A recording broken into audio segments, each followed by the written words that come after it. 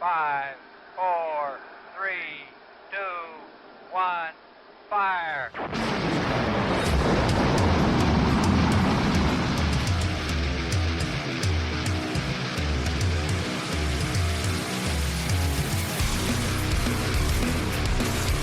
We Find Wrestling. One promotion, one event, one match at a time. We are the Indie Wrestling Experience with Bob and John. I am Bob. John, what is up? What is going on, my friends? Dude, crazy week. Crazy week. Lots going on for sure. Seriously, man. So much to talk about. And first, let me say we have with us, welcome back to the show. Starting out the show with us today, the CEO of Ragin Pro Wrestling, Rich Buchholtz. Welcome back, Rich. Thank you very much for having me. I want to start, obviously, with Wisconsin and Destiny 5. Dude, I don't know that we've had a chance to tell you face-to-face yet how much fun, at least I'll say how much fun I had that weekend. It was an absolute blast. We appreciate your hospitality. We cannot say it enough. Yeah, bro. It was more than we could have expected. So thank you very much for including us with it, man. Made us feel at home, and dude, what a blast. I'm just glad you're okay, man. You're upright, you're walking. I'm just glad that you have all your faculties, brother. The story is just beginning. Oh no. I love it. Oh my gosh, it's going to be the Stone Cold Mr. McMahon of the new lady. Oh man, if Rich turns heel and starts off an attitude era in RPW, I'm here for it. No, I'm down. I'm down. So, Rich, what did you think of Destiny? What did you think? How'd you think it turned out? I was very happy with it.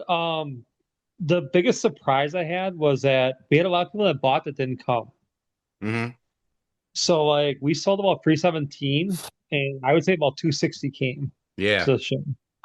Oh, easy. Yeah, I would say so. It was that whole front row was all bought, and none of them came. And I was like, okay. I tell you what, man, they missed a hell of a show. Yes, they did. Man. And that stunner, man, that was the moment of the boy. That was, and I'm so mad. I'm glad someone caught it and you've been posting it, because I think I told this story last week when John and I got back, or the week before, and and it's just like, it's one of those things. I'm taking photographs during the Casey Jordan, during all the matches, and I'm photographing stuff, and I see a moment right after Casey wins. She rolls outside the ring and kneels on the floor kind of near one of the sections. And so I'm like, oh, great. There's Casey making faces and being still. Let me get a bunch of pictures of Casey in this shot. I bet you I get a good candid. And then I hear a noise and turn, and it's over. And you had been stunned. And I was like, what just happened? And John was like, bro. Oh, dude, I was going off. I was jumping up and down. Oh, man. That slap is 100% solid. Shoo! Yeah, it sounded like it. It sounded solid, man. It sounded solid. Wasn't no working slap. Oh my goodness, man. Yeah, well, it was really cool. It's kind of a weird juxtaposition, though, I think, John, to see Casey and Jordan hanging out at the after party after that brutal event. But Jordan was able to restrain herself and not, Hey, I'd say Rich was able to restrain himself. Jordan is a lucky lady. Oh, good thing Rich is a gentleman. Yep, no doubt. So let's see. Well, John and I were talking. Sampson agreed, I think, last week on the show, John, am I right, that he thought that Mr. Anderson and Silas was the match of the night? Like everybody at the the after party, that was the winning vote. Yes, yeah, absolutely. And I was telling him, I think ours was second, which was the Royal Flava match. Yes, that match that's my favorite of the night. Good. But those guys are amazing. So good. And let me tell you, they vaulted into the rankings last month, jumping up to number 15 from the start. And I can preview this Saturday's rankings and tell you they're going to be much, much, much higher on Saturday. I believe right now there's champions of 7 different promotions. Yeah, it's crazy. I mean, listen, those fellas are phenomenal. I mean, it is amazing to watch them. Mm-hmm. Well, and the thing that's funny is like they're gonna have the same problem that Mercedes Monet has. When you're Mm-hmm. champions in all these places, obviously these places don't predetermine where they're all running and when they're running. So Right. like there's many times where they can't defend their titles. Mm-hmm. Mm. It's true. I will say this though, just from looking at, just because I happen to have been, looking at wins and losses and rankings and things lately, a tiny bit. There's an announcement coming later in the show. Um, but I did notice that a lot of the promotions they hold belts for are not monthlies, so that helps, I think. That does. Um, so, like, I think one of them, Below Zero is one, um, and I then think it's Midwest North All Dakota. Star. What's that? Dakota. Yeah, South Dakota, huh? Yep. Okay. And then hold on, I got it up. I had it before, but it's and then the other one with the Midwest All Star that runs semi regularly. I think they run maybe 6 times a year, 7 times a year, so that's kind of regular. Um, Try to see if I can Iron. find them. I think Iron Pro, they're champions. Yes, uh-huh. And where are they? What did I miss? No, Below Zero, MAW. Yeah, I think they're the Flow Tag Team Champions as well. Might be the other one. Okay. Uh, and I don't think they run regularly either. Anyway, my point is, I think like that issue had become a thing with me in watching Maggie Lee because that's the same thing that's been happening to her. And I think I made a comment to you, Rich, a couple of months ago. Like I was expecting all these belts to come off Maggie, and it hasn't happened. It hasn't, and like I mean, she's working every weekend, Right. and like, she does a phenomenal job on her social media. Like if we message her, she gets back to us right away. Mm-hmm. That's cool. It's just very hard to bring her in at the moment, just because their schedule is probably less set up than ours is, if that makes sense. Right. Like most indie promotions nowadays do yearly, where Mhm. TNA does probably 3 to 4 months at a time, maybe 5 months. Yeah. Hmm. Exactly. And yeah, and that's the thing. Her, I mean, like I said, I like when I told you before. I thought not only were the belts going to come off of her, but I thought we were going to see less and less of her. Period. And I don't think we've seen any less of her at all. She did finally just drop that Dreamwave belt to Becca, which was awesome. But Oh, okay. I didn't know she did. yeah, I think they Oh even did yeah. that was that a scramble, John, or was it a gauntlet? Yeah. Didn't she win a scramble to get into the match? Made it a three-way. Yeah, That's right. yeah. That's right. And that was she lost the triple threat to Becca. That's right. Because it was who else? Who was the third in that? Was it Gabby? It might have been. I think it It's was coming. Gabby. Yeah, I think you're probably right. Um, but yeah, I mean, and she had John. You made a note too. How long she had held that belt for? What, like 500 days or something? Yeah, because her and what's the kid's name that also lost that night? The heavyweight champ Connor had won Hopkins. it. Hopkins had won it on the same night, like 534 days or something like that. Damn. Both dropped it the same night. Yeah, it was ridiculous. Kind of streak, man. It was especially men and women's champion at the same time running that long.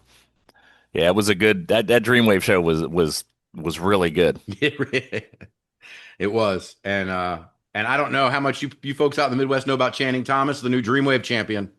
He's been over here on the East Coast a lot, but you guys are going to be seeing a lot of him if he's staying at Dreamwave. My God. Yeah, absolutely. And you're gonna. Dreamwave, I think, runs like 10 times a year, something Hmm. like that. Yeah. Uh-huh. Sounds about right. Yeah, not quite monthly, but yeah.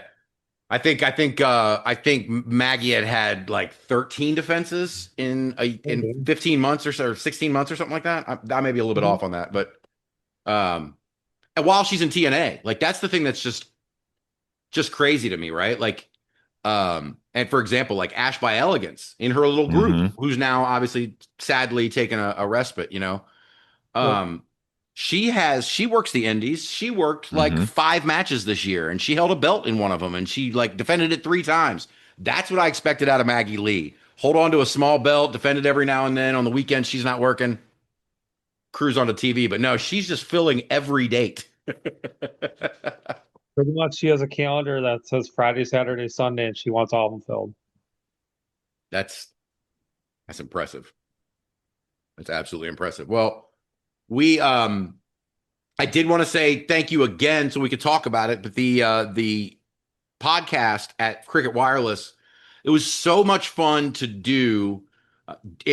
John and I were just a ball of nerves the entire day, but good nerves, you know what I mean? Like there were so many people that were just coming in and out, and we got to meet so many cool people. We talked about Royal Flava a minute ago. Those guys Hmm. are not just TV ready from a wrestling perspective.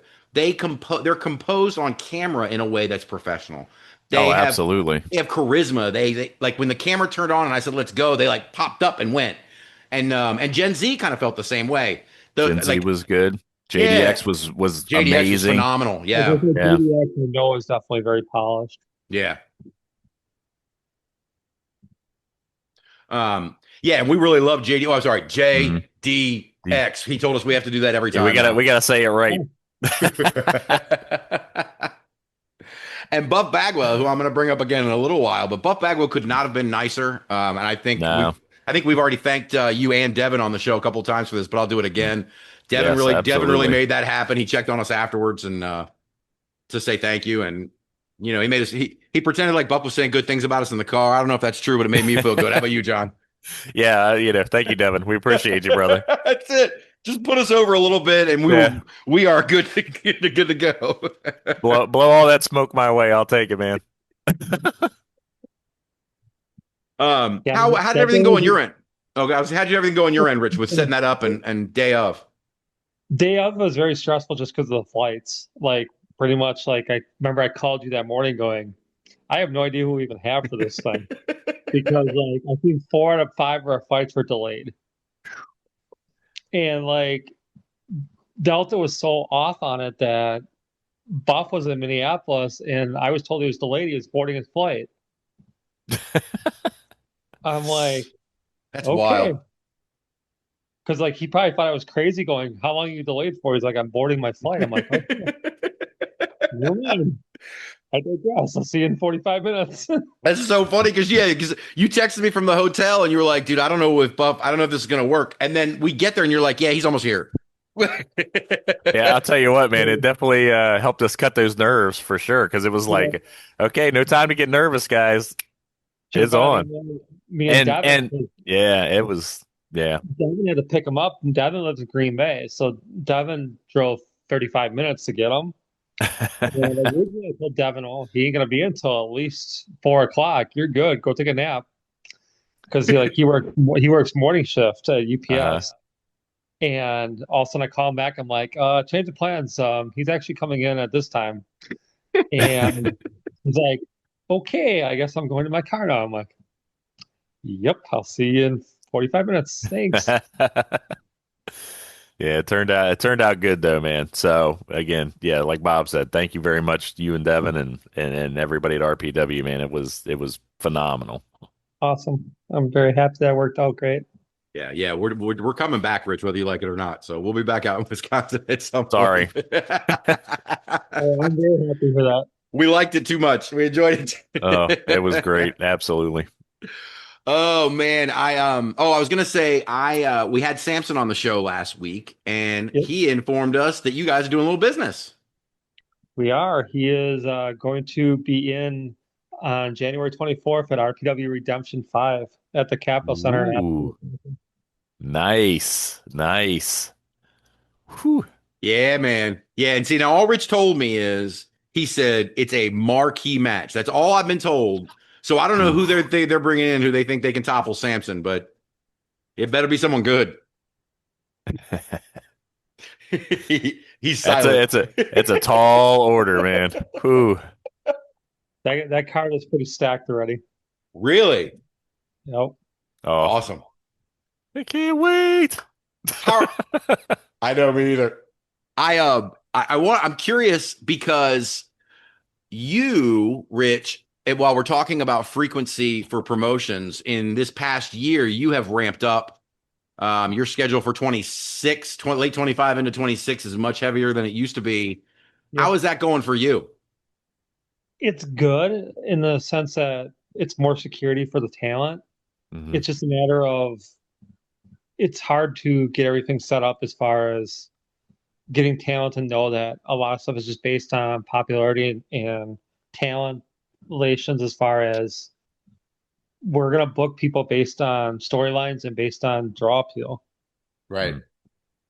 So a lot of times we have a lot of people that want to come into RPW. So at the end of the day, like we have to make a lot of hard decisions on who's going to be coming in and what's all going to be factored into everything that we do. Right. No, I imagine. But as far as like having to coordinate these things in a much more rapid pace back to back, I mean, you're coming off the heels of Destiny, 6 weeks, boom, Perseverance, 8 weeks later, boom, Redemption. How is that for you, creative wise, and everything? I don't know any secrets, but I mean, like, how is that for you? Is that more stressful for you getting everything lined up and the people lined up and everything else? I'd rather have it be as quick as possible because then people remember the storylines, people remember the matches Yeah. a lot better than 5 months ago. Because like I've had people that'll message me and be like, "Hey, do you remember what we did 4 months ago?" I'm like, "No." I remember like the probably who faced who, but I couldn't tell you the finishes. We have because I'm always looking forward. I'm not looking backwards. Right. Right. Well, that sucks because I had Rich pegged John, for a one of those Conrad style podcasts where like you open the booking sheets from 1984 or whatever, and we go through the whole year of Rich's old notes. I figured 20 years from now we'd have Rich on here. We'd be talking about the old days of RPW, and he'd be pulling out. Remember that time Jordan Blu stunned me? Well, I had it marked right here that nope. I guess we're not doing that. 9/27/25. The shot heard around the world. Oh We could man. just play a good voice, and I'll try to remember it from 20 years now. Yeah, that one piece of creative, I'm sure you will remember. I'll remember that one. It's kind of a nice No. reason to remember it. Well, speaking of, your shows coming up quickly, like I said, Perseverance, a 2-day event coming up, November 7th and 8th. So how are things going for that? Let's talk about, have there been any changes? I know when you set the tournament, you said there would not be any changes to the tournament, and I haven't seen any, but anything else? There has not been any changes, and like for us, what we did was we kind of put the wrestlers on notice as far as that goes. Like I told them when they got booked, I'm like, if you guys cancel, that means next person advances. Mm-hmm. We're not giving you replacements, and it puts them kind of on the notice, meaning they're the ones that look bad if they can't make it because that affects the other person. Mm-hmm. And so far, there's been no cancellations. So very cool. Very cool. Well, I did tell you when I spoke to you, I think maybe when we were texting the other day, I said, I think John and I are going to go ahead and do March Madness style brackets for this Perseverance tournament. I think we're going to do that next week. So Rich can't, make faces or anything that messes with our picks. We'll just we'll make them free of Rich interference, But I figure we'll see how we can do, especially since I'm coming off my big undefeated day at Destiny. 2-0, baby. This guy. I swear. 2 matches you picked? What's that? Only 2 matches you picked? Well, the 2 that I've been calling all the way down. That's the inspiration for this bracket thing, is that I made just those 2 picks for like 5 months. JDX, Royal Flavor. JDX, Royal Flavor. I said it for months, and it happened. And it was funny because when we were doing the podcast with Rampage Santana was there with JDX, and I brought JDX and I introduced him as the soon-to-be Rage Warriors champion. And then I told him that I immediately corrected. So I didn't know anything. I was just, these are my picks. I'm making picks. And Rampage Santana shot me a look from off camera like, you mother. Bob almost got put into the storyline. I thought he was going to hit me with a steel chair right there. Well, that would have been entertaining for cricket. Hell yeah. Also, by the way, I'm glad you mentioned that. Those dudes could not have been cooler, all of them. Yeah, cricket was amazing. Did you get to meet Jennifer or no? Did we meet Jennifer? I believe Jennifer came up at the end. She was the lady that was introduced herself at the end of the podcast. Okay, yeah. Okay. So she's the district manager of cricket. Mm-hmm. Yeah, they were, like I said, they were beyond gracious and helpful. Yeah, it was a great time. Store was packed. I mean, it was hopping. So it was, good day for everybody all around, I think. Good. Yeah, and I have to. I'll apologize again because there were a lot of fans. Like John said, the store was packed, and there were a lot of fans who showed up just to see their guys get interviewed. Like Silas had got people there watching and Yeah. things like that. And I have to apologize to anybody who decided to take photos while they were there. That probably got me and John in them. I'm sure. I'm sure you can crop us out of those photos if you just want the picture of Silas, because that's all I'd want. Oh man, my But they mom said were. those are nice. It was weird though. It was weird to Uh, have people there taking pictures of what we were doing. Like it was that yeah. was about as close to fame as I need to get. Like I don't need to get I was next to people they were taking pictures of. I'm good. For me, like Oh, being in the ring, it's very alarming being in the ring and having a microphone by you and having a bunch of people just stare at you. I bet. I bet. I listen. Better you than me, Rich. It's it. I know me. That's not for me. Public speaking and I never got along real well. no. Oh, God. And I'm the lawyer and I'm sitting here saying this, but it's true. Me neither. Like I will say this though, now that you're mentioning getting in the ring, John, I don't know, had you ever gotten into a wrestling ring before? first time, man. Was it awkward going through those ropes? Because it is for Yeah, me. it felt a little awkward. One because I'm getting to be an advanced age now, so I was afraid I might hurt myself. But I Look, man. figured, Buff could do it, in his condition and make it look great. How hard could it be? And whew, That's what yeah, I was about to. I'm not messing with Buff because that dude's still amazing. Well, that's what I was about to. He's still the stuff, man. I think if you watch video back of everybody getting into the ring, they would think we were the ones with amputated legs, not Buff, because he got in just fine. Yeah, Buff. That guy is absolutely amazing. It blew my mind, Rich, when he was taking bump. I'm like, taking a bump? Are we what? Oh yeah, Rich, how did Yeah. that come about? What did you know about that in advance? About as much as you did. Oh shit, awesome! Oh,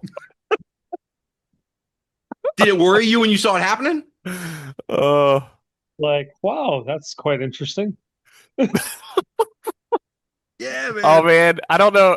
I think it makes me like it even more that Rich is like, I knew as much as you did. Yeah, it's so good. There's a lot of times where I don't know what's going to happen, and I keep it that way on purpose, just so Uh-huh. that if I'm out there, it has a raw emotion. Mm-hmm. Okay. Yeah. Like we don't tell people, even I have involved with stuff, I don't tell people. Right. Like the only people I knew about the spot with Jordan and I was just the camera people and a few others. That was it. Well, and I mean it worked. I mean, because I know how hard it popped me, and I mean the crowd went crazy. So playing it close to the vest is definitely the way to go, man. Yeah. I'm having not the best luck with photos in this regard. I will just add this story, and I'm going to equate these two moments to be the exact same thing. I took Lauren to All In Texas in July. Mhm. And if any of y'all saw that show, a lot of people got involved in the main event, Hmm. the Hangman Moxley match. Well, Darby Allin is coming down from the ceiling, and I see him above the scoreboard Titantron or whatever. I can see him up high, and he's hanging, but he's not falling all the way down. And I'm like, oh my God, let me get a picture of Darby Allin up here hanging before they get him all the way down while he's still. This is going to be awesome. And as my hands, as y'all can see me, as my hands are like this taking the photograph, a dude in a hood jumps into the ring, and it's Brian Danielson, and I missed the entire thing. And I turned to my daughter, and I'm like, "What happened?" She goes, "Dude, that was Brian Danielson." And I went, "God damn it!" It's exactly how I felt when Jordan slapped you. So did they do the same thing that they did with Owen? Was it like a It bungee? I don't. Yeah, it's exactly what it looked like. They lowered him all the way down. Ooh. Yeah, I don't like that at all. But Darby doesn't give a shit. Nope. You know what I mean? Darby does not Nope. care. He's all good. He can pick off whatever he wants. That dude climbed Mount Everest. Like, what the what? Like, I I don't even have words for someone like that. Listen, it's all I can do to climb the 13 stairs to my bedroom every night. Okay, so I try not to accomplish stuff without. I'm not running face first towards it. But him, Jeff Hardy, those guys, man, they're just a different breed. Man. Just a different breed, man. Well, I will say this. I have my winner. I don't know if John's looked at the bracket yet for Perseverance, but I do know who I'm picking to win. I did have someone else. We'll talk about this next week on the show. It'll be a surprise for Rich next week. But I did have someone else. And recently, I will say my trip to Wisconsin changed my mind. I now have a new winner based on my trip to Wisconsin. So I will just leave it at that for next week. Have you looked at the bracket yet, John? You got any ideas? I've got a few, but I'm not at liberty to discuss those with you. I don't need scout the competition. I don't need you, making off with my thoughts here. No, absolutely. Go ahead. Say it again. What do you guys like with your winning picks? What is your bet? It's funny you say that because as he was saying that, I was thinking about that. Should we go hair for hair, John, or like?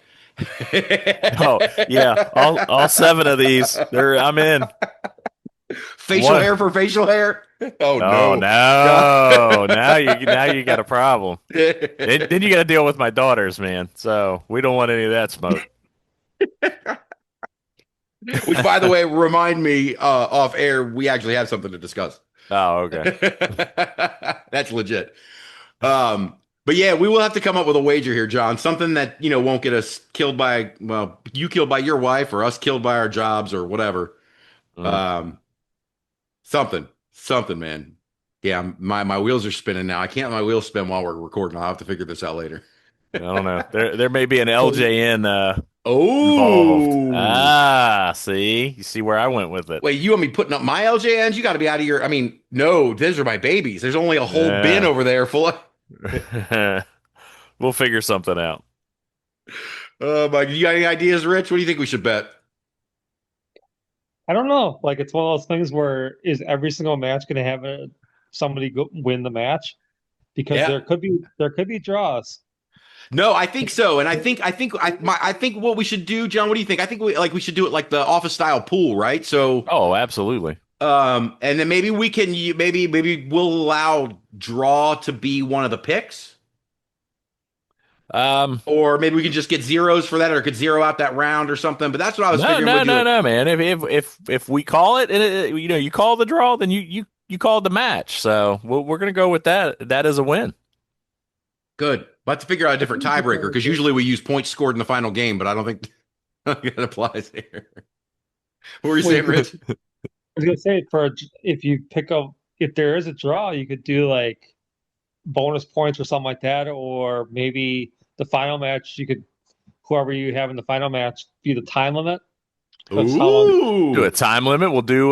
We could do pin. Who got the most pinfalls? You know what I mean? Something. Yeah, I like these ideas. Who got the closest falls? You know what I mean? Yeah, we'll figure out something. We'll come up with something. It's pretty much the first round, second round are 15 minutes each. Mm-hmm. The semifinals are 30 minutes, and the finals are 60-minute total. All right. I mean, it's not going to go. It could go 60, but it's one fall to finish for every match. No. The tournament the final needs to be 60-minute Iron Man. Let's just go raw. Let's just go all out, Riz. Let's do it. I'm sure those guys feel like they get paid to do an hour Iron Man match. You know what I mean? Yeah, of course.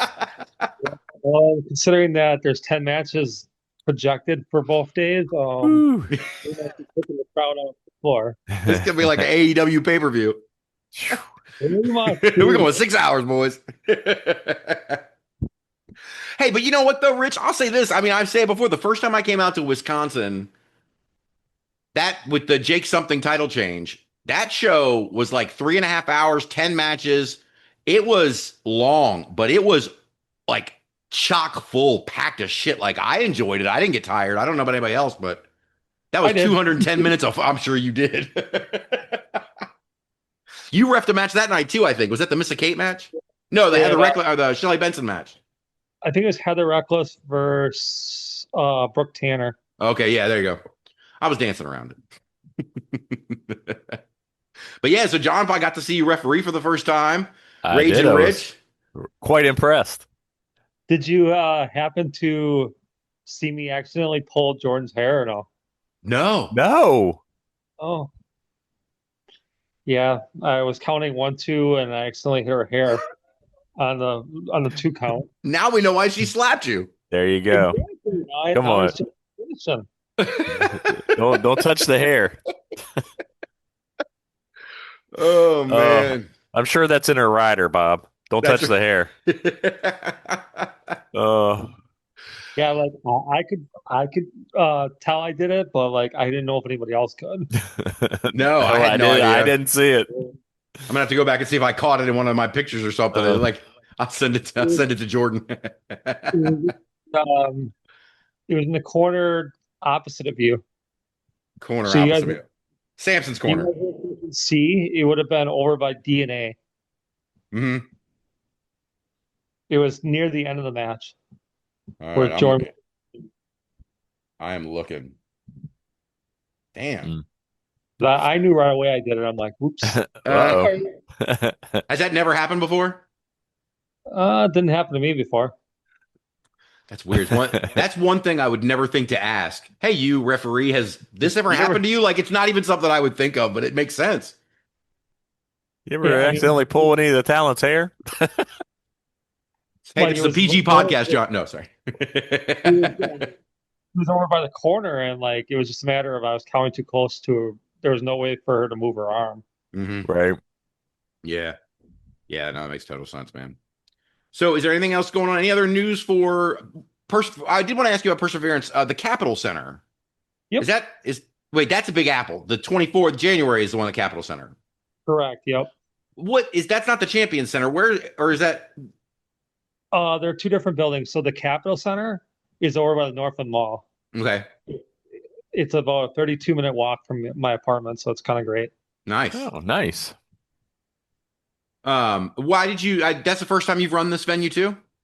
Correct. Yep. So like I got reached out to actually when I was in Chicago. One of their head chefs reached out to me. He's a big wrestling fan, and it's like you should run here. It'd be a cool vibe as far as like they can only fit about 300 fans in there. Mm-hmm. It's a concrete flooring, but there's sand on the other side. So pretty much there's gonna be 150 chairs, 96 first and second row total, and then 54 the GA. Okay. And then the 50 fans will be either in the sand or standing behind those chairs. Oh, wow. That's cool. Hey, Bob, while we're talking venues too, Rich, I wanted to say, and that Champion Center is freaking beautiful, man. What a great spot to watch a show. I mean, Bob and I were both just kind of in awe with how well it was laid out, how well it kind of lent itself to what you were doing. Man, great spot. We're trying to figure out, man, we got to come up with a plan. Bob and I got to start pushing for something like that out here in Maryland. Seriously, man. So here's a good story for you. I was there 3 times before that day. Mm-hmm. I had no idea there was an elevator. Wait, there was an elevator? Did you? Yeah. Did we not use it? I'm running the stairs every single time to bring stuff down. And that comes out to me, the guy that was a rep there. There's an elevator right there, and I'm like, "Are you serious?" Of course, he told you that on your last trip, right? I've only done this like 55 times. I'm so glad to know that there's an elevator right next to me. Oh man, shit, man! Ray, they got Rich on John's workout program. Apparently, that was. That's a story for another time.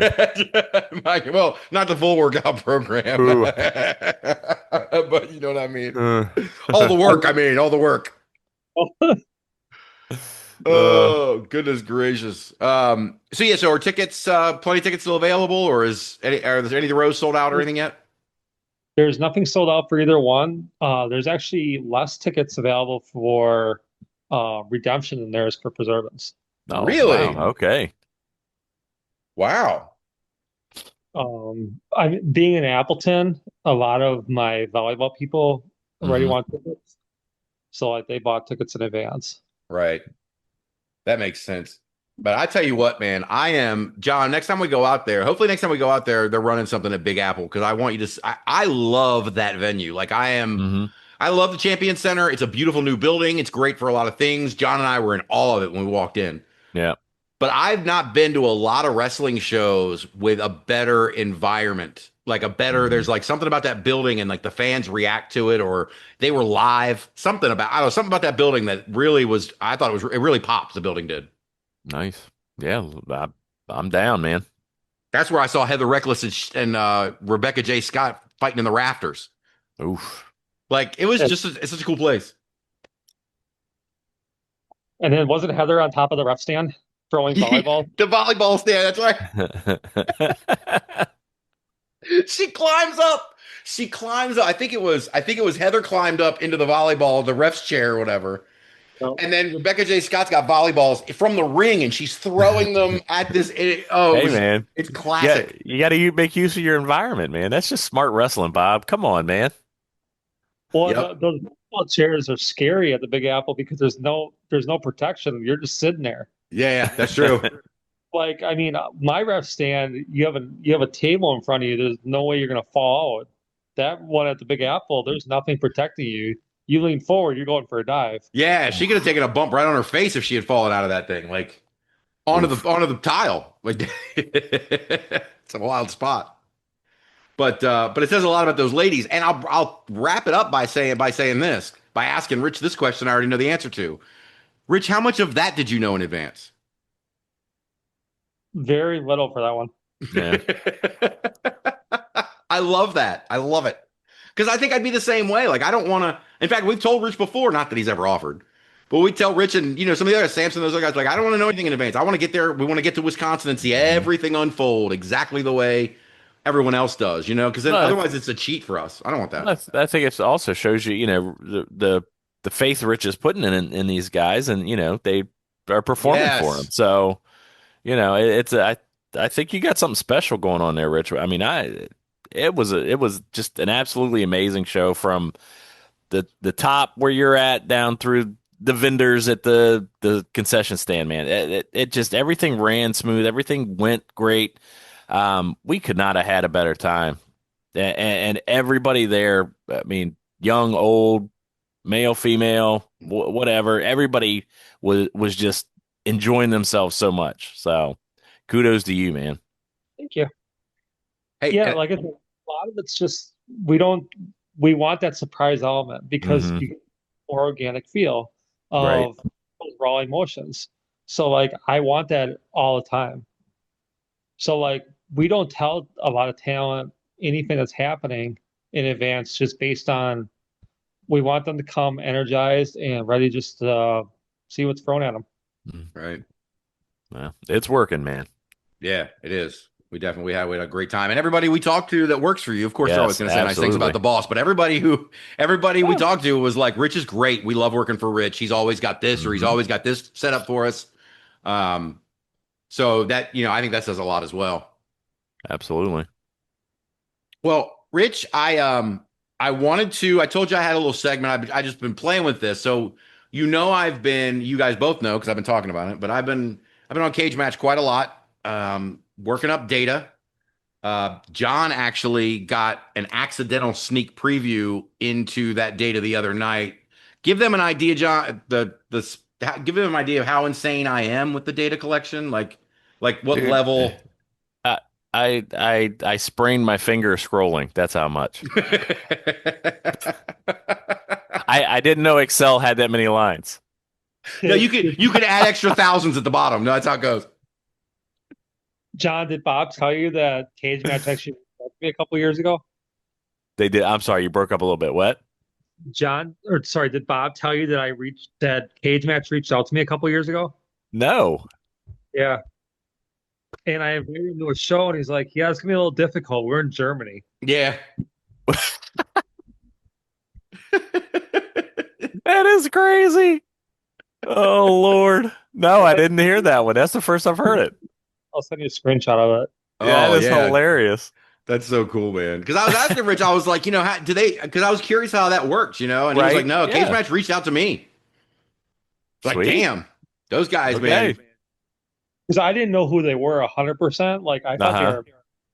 Oh, that's because all the stuff I see is American. Right. have everything, but I mean, majority of it's American stuff. Yeah. No, I'm sure that was That is crazy. well. John and I have gotten a rap that I think we're a little proud of for the most part, and that is that Yeah. we are excessively positive on this show. What did we say? We're the positive podcast. That's right, the positive podcast. And it as I was going through Cagematch doing my work, I started looking at Cagematch comments and the comments that people have, the IWC specifically has about certain wrestlers. And it really reminded me why John and I are so positive on this podcast. One, because we're not moron blowhards who just have an opinion on something we know nothing about. But more importantly, we don't know the behind the scenes stuff. So it doesn't make sense for two people who've never trained in wrestling to say, this guy can't wrestle. It sounds stupid. It doesn't make any sense. Right. This guy doesn't entertain me. Maybe. This guy can't wrestle. Who the fuck are you? Like, Right. So as I'm reading through these Cagematch comments, I am being fully supported, in my opinion, in our approach to this because I ran across numerous, more than this. I could take up 3 shows with these comments. Oh, I'm I'm sure. only going to do a few here, but just ridiculousness. Now, because we are the positive podcast, this is not going to be like the first few seasons of American Idol, right? I'm not going to make a bunch of comments on this episode so we can laugh at them and point fingers like, William Hung or whatever. That's not what this is about. I'm not here to make fun of people commenting. What I'm going to do is read off some of these comments. Just react to them. Right, wrong. Tell me what you think about them. Laugh if they're stupid. Some of them are stupid. The very first one is going to jump right off the page. But just for order, because last time with the round table, I didn't think about this. I'll go to Rich first and then John on all of them because John hasn't heard these either. All right. All right. Okay. Cagematch comment number 1. Buff Bagwell. Written July 23rd, 2022, rating 2 out of 10. Quote, I should not need to leave a comment to justify this rating. Man has wrestled for over a decade, shared the ring with best in the world talent, and still looks terrible.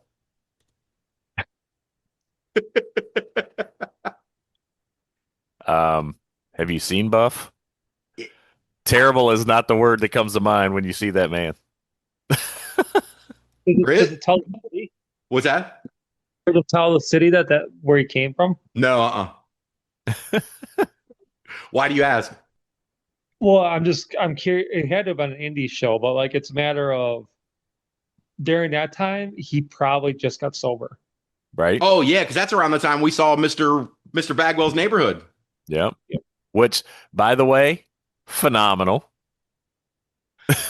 Yeah. Oh, yeah. It was so good. We were trying to talk Buff into a maybe a little bit of a comeback of Mr. Rogers' Neighborhood or Mr. Bagwell's Neighborhood.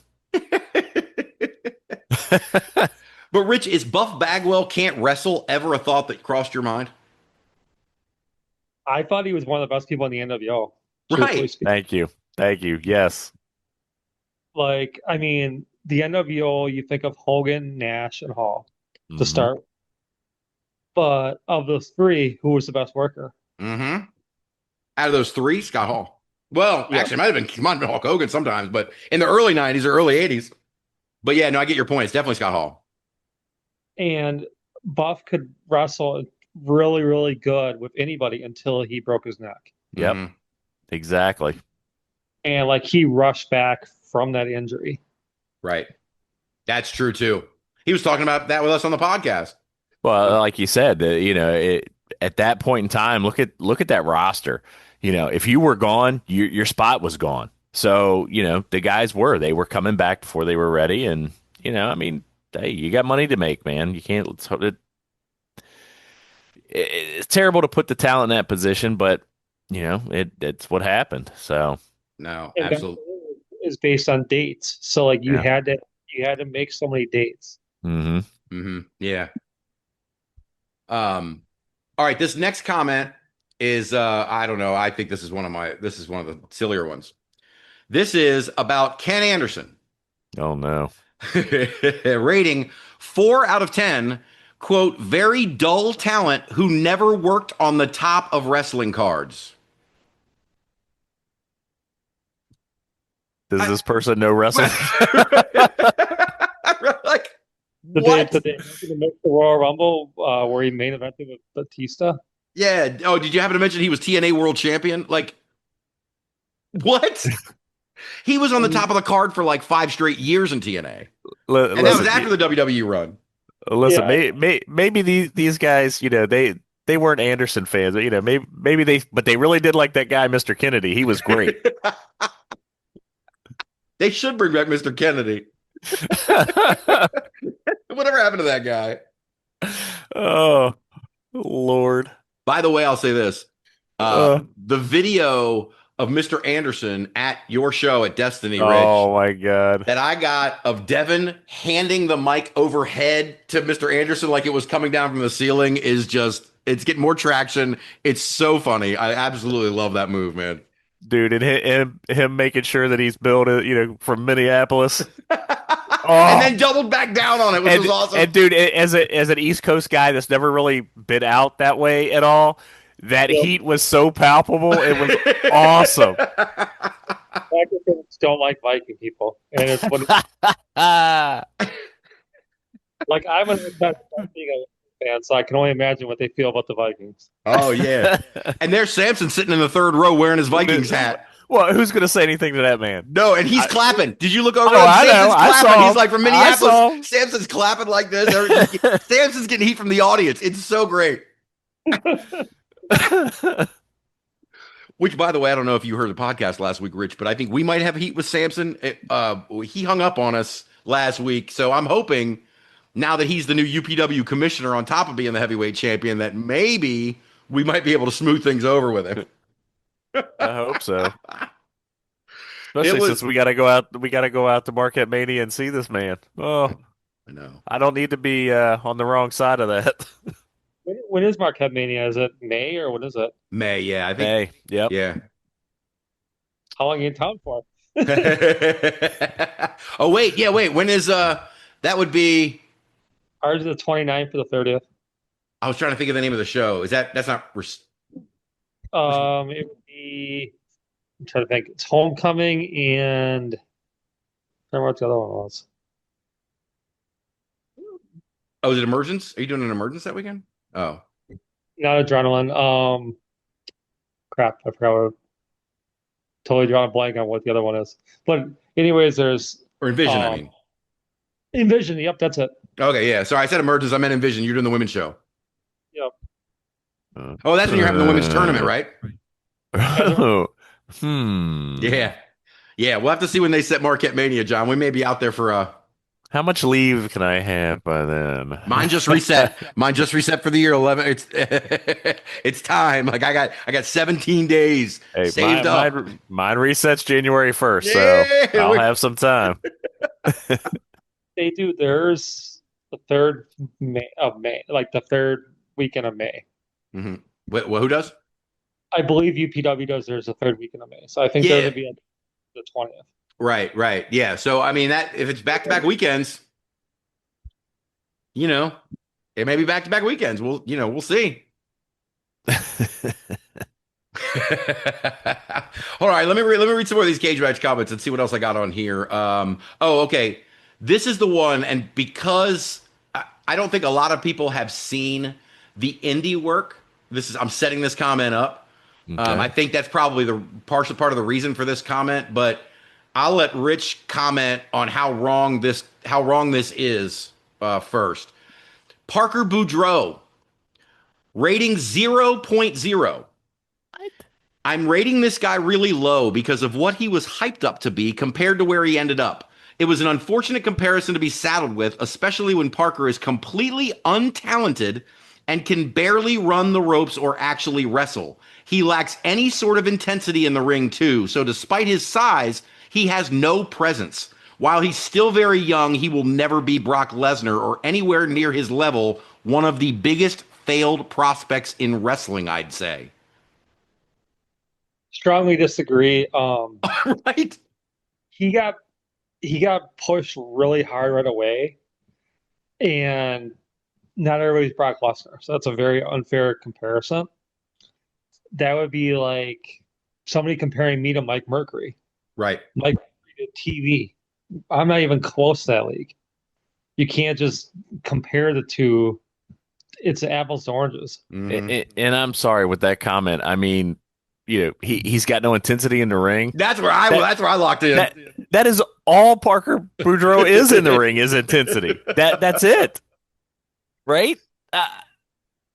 John, you and I have been watching him just doing his collective work. I know. UPW. And intense is the main word that I would say.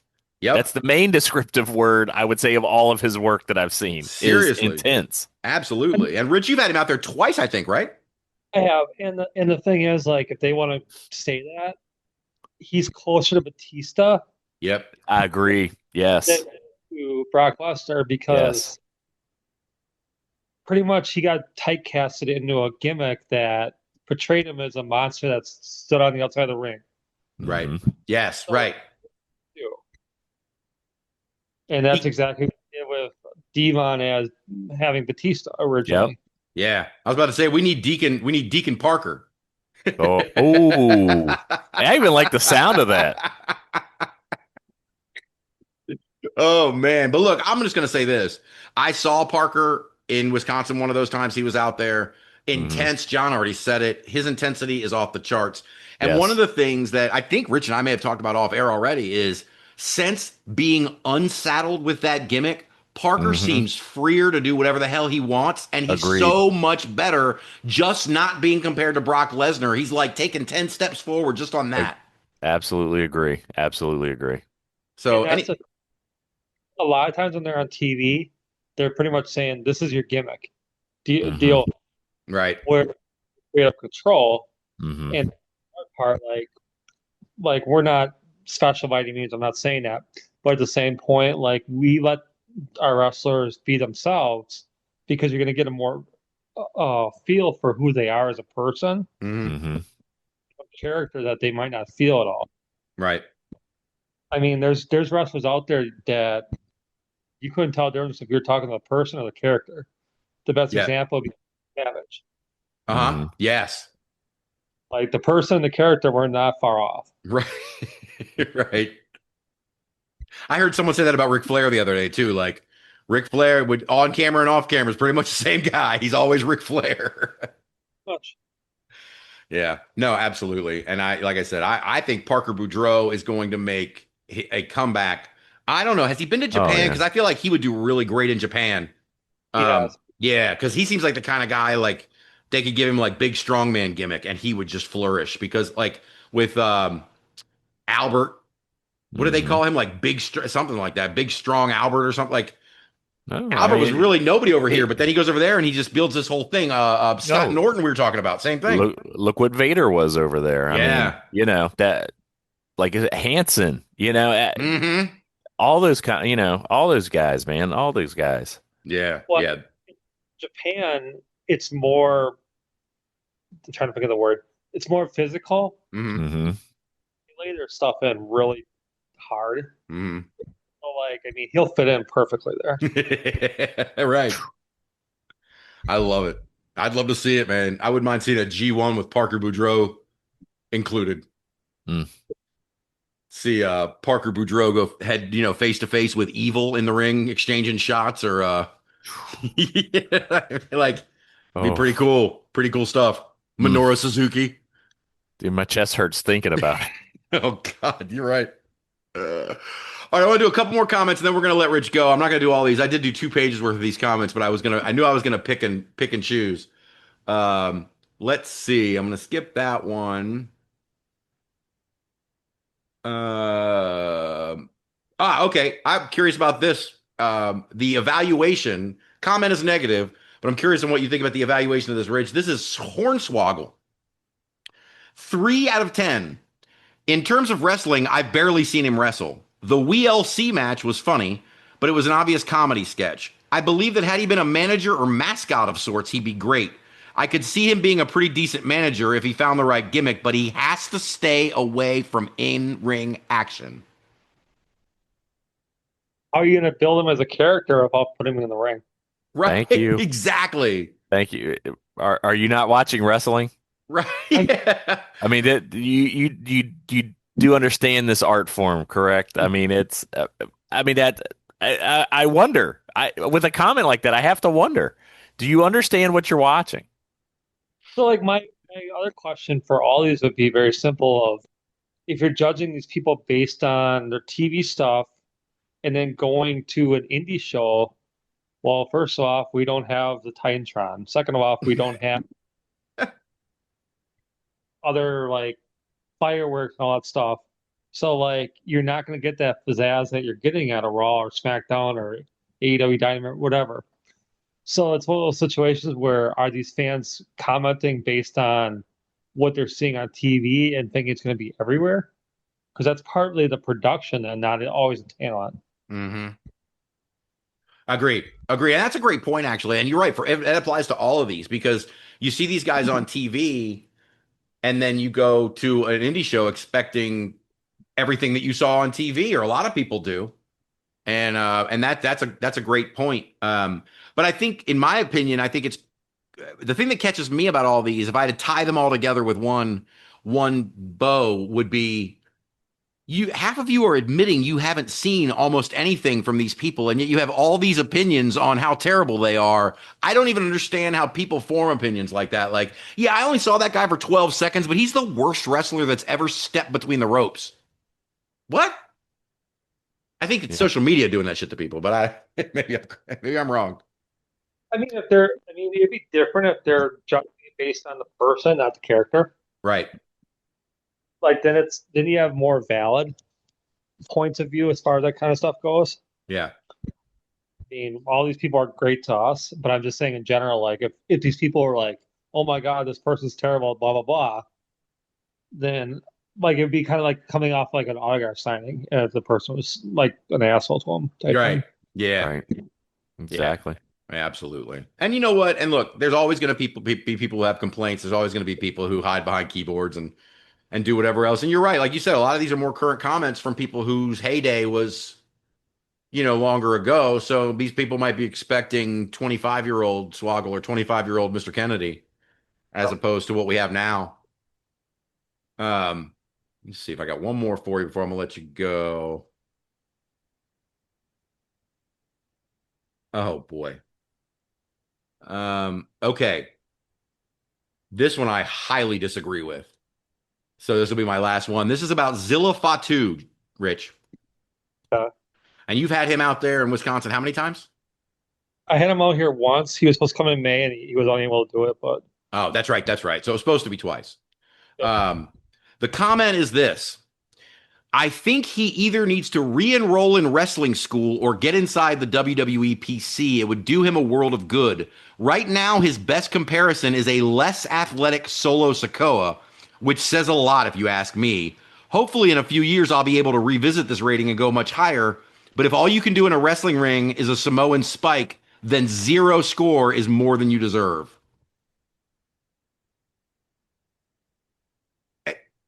Rich's face. Like, because like a lot of people don't comprehend the thing of appearance is everything. mm-hmm. Like the crowd goes crazy over them. Yeah, insane. I mean, so like, what are these comparisons? Are these comparisons based on match quality, or are these comparisons based on appearance, how they react to the crowd? Like, what are they? Right. Like, I mean, because 0 out of 10, like I've seen some pretty bad wrestling, and I'm giving like a 0. Exactly. And also, I mean, like he like you said, he lights up a crowd. That the crowd pops for Zilla like few people I've seen. But to say that all he can do is a Samoan spike and he's a less athletic Solo Sikoa, I think those things are not just bad opinions. I think they're just flat out wrong. Like I watched him in the ring. That's not all he can do. He does a lot. And the crowd's with him every step of the way. Yeah. I mean, and like that match with Ken was probably one of his best matches. Mm-hmm. And that place popped. Well, like we didn't know what to do for that match because we didn't know who the babyface and heel were going to be. Crowd determined that real easy. Listen, I would ask this person, who did we just didn't we just see him wrestle Charles Mason? Oh my Um, God. Go watch that match and tell me he's got a Samoan spike and that's it. Go Yeah. watch that.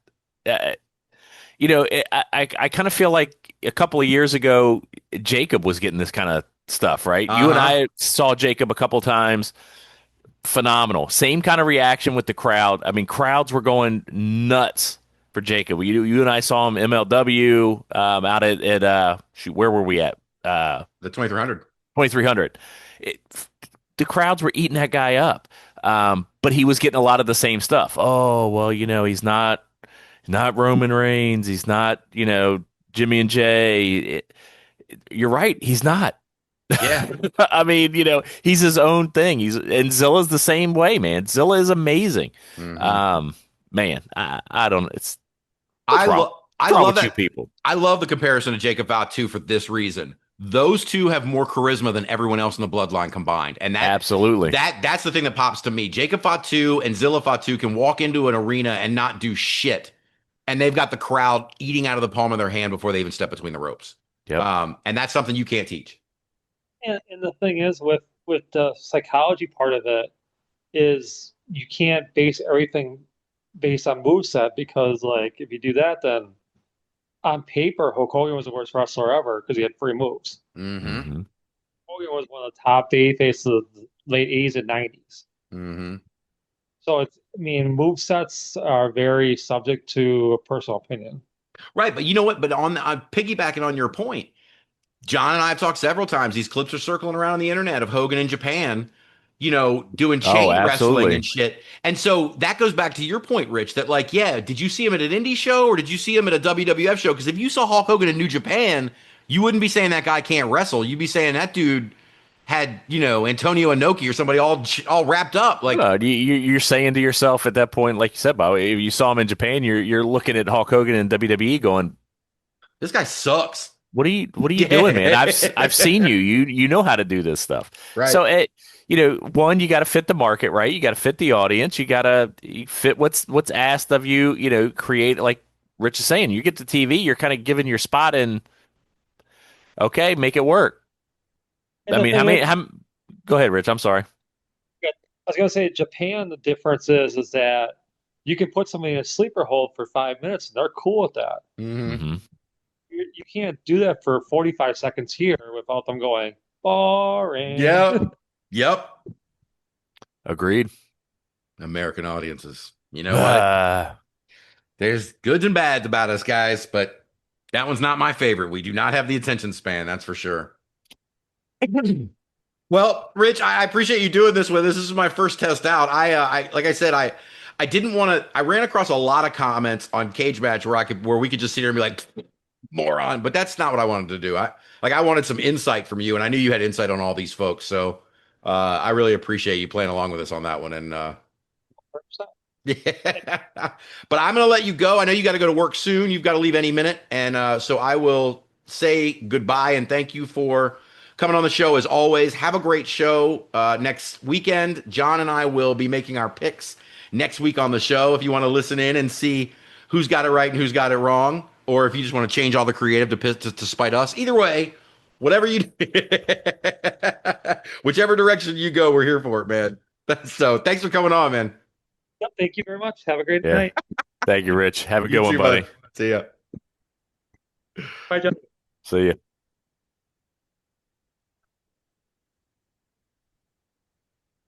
Oh, there he goes. All right, man. We love Rich. Oh, that That's guy is so cool. Love that guy. Yes, sir. Oh, yeah, man. Always love having Rich on, and it was good to hear. It was good to hear his view of Destiny because all we saw that day running around like a chicken with his head cut off.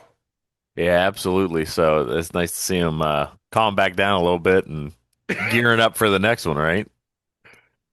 Uh, That guy is a perpetual motion machine. that he is, man. But like I told you, man, when he show day, we see Rich very much. But luckily, we got to see him sort of at the end. Yep. Yeah, we Yeah. had a great time. Absolutely, man. Great time. And again, like I said, Jordan Blu, just be glad that Ragin Rich is a gentleman. Oh, well, John, I wanted to, I guess it's time for me to make this announcement that, I don't know. We'll know if anybody cares about it, we'll see. But if you are an independent wrestler in the United States of America or a promoter who hires and puts those folks on, maybe you'd be interested that some of you guys are going to get some recognition from the indie wrestling experience. I hinted earlier that John had seen some of my work and he had cramped his finger trying to scroll through all of the names and stats and things like that because the indie wrestling experience is taking their own shot, guys, at a year-end list. Now, a lot of people do them. We all know that big magazine's been doing their 500 for years. But the pool of wrestlers in the independent scene in the United States of America is so large, and so many of them deserve recognition, right? Am I crazy? Our list keeps getting longer and longer. Absolutely. Absolutely. And I thought they deserve some recognition for their hard work. Plus, Yes. everybody likes a year-end ranking. So I am here, John, to finally announce that on November 12th, we will be dropping the IWX 1000. Ooh. You Yeah. sure? You sure it wasn't the 100? No. It definitely. Did you see that spreadsheet, John? Did it look like 100 to you? 100 pages? There are so many names in this database. There are so many wrestlers that we've come in contact with, and they deserve their flowers. Absolutely. One of the things I noticed most every year when that other magazine does their 500, and I really noticed it this year, was I think out of the 500 this year, I think I counted 110 indie stars that are mainly indie stars. Mm-hmm. Not counting people who were, mostly on TV but still work in the indies. But I'm talking about, Right. indie folks. There's maybe 110 out of the 500, and I think way more than 110 independent wrestlers in this country need their flowers. There are so many more than 110 great wrestlers, male, female, diverse, whatever. They're all great. We have seen them all. We've seen a million of them. And I think it would be great to do a year-end list. But it's not just going to be one year-end list, John. There are going to be supplemental lists. There will be tag teams. There will be women. The main list will be combined, though. Men and women in one list. I don't see any reason to separate them. Never have. No. A great indie wrestler is a great indie wrestler. Yep. So that's the parameters of what we're doing here November 12th. Like I said, John has seen all the work I've done so far, and I'm not nearly done. There is a lot more to go. But I will ask you, John, other than the one little issue that you hinted at earlier, when I sent you, because I've got the women mostly done. Mm-hmm. When I sent you my women's top 10 for the year, what'd you think? Like, think it was like, am I close? I would say you're damn close, buddy. Damn close. It's funny, you and I not having any interaction. Really, busy time of year for both of us right now. Work wise, shoot job wise, whatever we want to call it. It's just funny that the one little comment that I had, a little switchy switch, was the same problem you were having with the top 10, man. That's what I said. Great minds, man. You and I were texting or emailing back and forth. Great minds, man. I might switch. I believe it was what the 8-9 or the 8-9. Yep. No, 7-8. 7-8. 7-8. Right. Yep. Yeah. And had nothing to do with wrestling ability, right? Nope. Because this was one of the wrestlers is kind of taking a little bit of a detour into another avenue, which is great. We've seen a couple of the things, and she is a bad lady. Mm-hmm. But other than that, man, I can't disagree with your list. Yeah, and I don't disagree with you on that. You have numbers on that spreadsheet you could point to support your opinion, and I have numbers I would point to support my opinion. And that's what's awesome about this list. The amount of heat I am about to take. That's the awesome thing about this list is the amount of heat Bob's about to take. Hopefully I didn't miss too many names. I will say that originally the pool of talent was just supposed to be the wrestlers that have been in my rankings, the ones that I know, the ones that I've seen. But then realizing that a few of them I hadn't seen this year that are, names people know from the indies.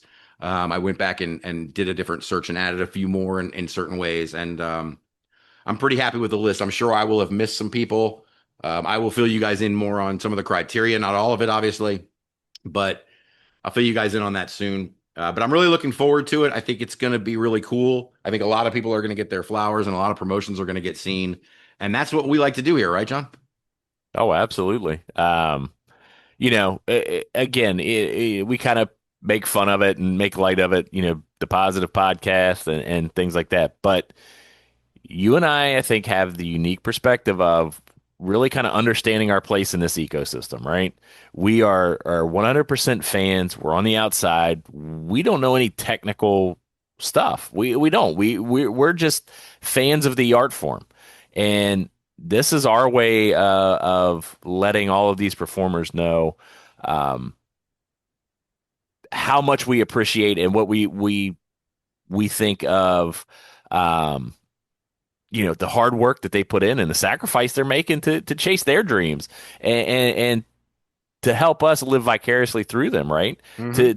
For us to support them and continue to go to these shows and really watch them grow. But I'm here for it, man. So yeah, if we can give them, just a little bit of props, I hope they take it with the with the intent that we are wanting to give it to them, and well, let's go from there, man. I love this. Yeah. Thank you. I think we got something going here.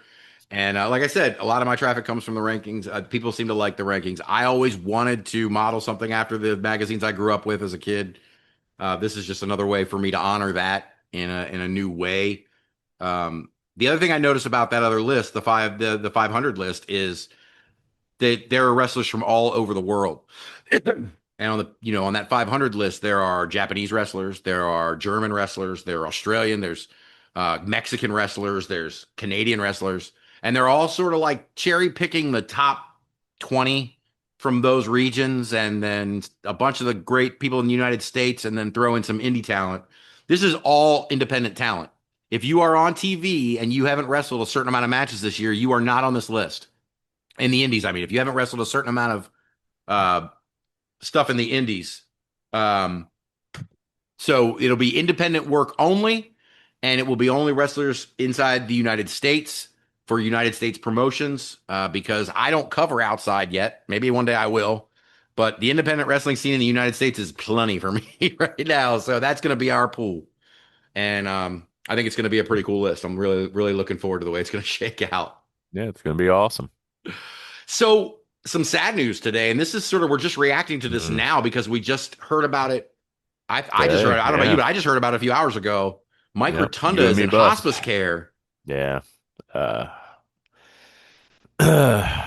that one hits hard, man. Especially, you look back and you kind of go through it in all of our wrestlers, right? Most of the wrestlers from our heyday, our early fandom, they had some sort of trouble in life, whether that be, maybe some substance abuse, trouble with the law, something. Listen, Mike Rotunda was just a family man through and through, dude. Just never had any issues. Just, this was how he supported his family, and we obviously know, his sons and what they're now contributing or now and in the past, unfortunately, have contributed. And you talk about a family that's really given to what we love. Man, thoughts and prayers go out to the Rotunda family, man. 100%. And it's sad. It's terrible. It feels terrible to have been saying that so much in the last 4 years. Like it's just heartbreaking. And, we don't know these guys, but we feel like we do because, we grew up with Mike Rotunda. Absolutely. And, a lot of this generation grew up with his son. His son's Mike Rotunda is the absolute reason that I pay my taxes every year. That is a fact. I did not. I did not want IRS coming to my house. I like that. That's very good. Very good. Um, yeah. So one thing that I want to say before I move on to something else, which is also not great news, but so I saw someone comment today when I was reading the posts, and the comment was something like, "Now I understand why the Wyatt Six have been missing a member for a few weeks." Yeah. And I hadn't really been paying attention to that. Like John said, we don't watch as much of the TV stuff as we used to. But No. but the thing that caught me off guard about it was, there have been way too many times in the last 10 years Mm. where 5 years especially, where guys have been off TV, it's not explained. And when they come back to TV or when we hear about them again, it's because they're dead or someone as close to them is dead. Brody Lee, Yeah. Bray Wyatt was sick for a lot. That heart condition Bray Wyatt had, those stops and starts with him, it had to have something to do with that for years. I don't know. I'm not a doctor, but I got to imagine there's no reason to pull Bray Wyatt from these really hot programs all these times over the Agreed. years. Agreed. Not just that last time. The last time he was gone, everybody wondered when he was coming back, but it wasn't. That's why it was so weird, because he had been gone so many other times. We just assumed he'd be back.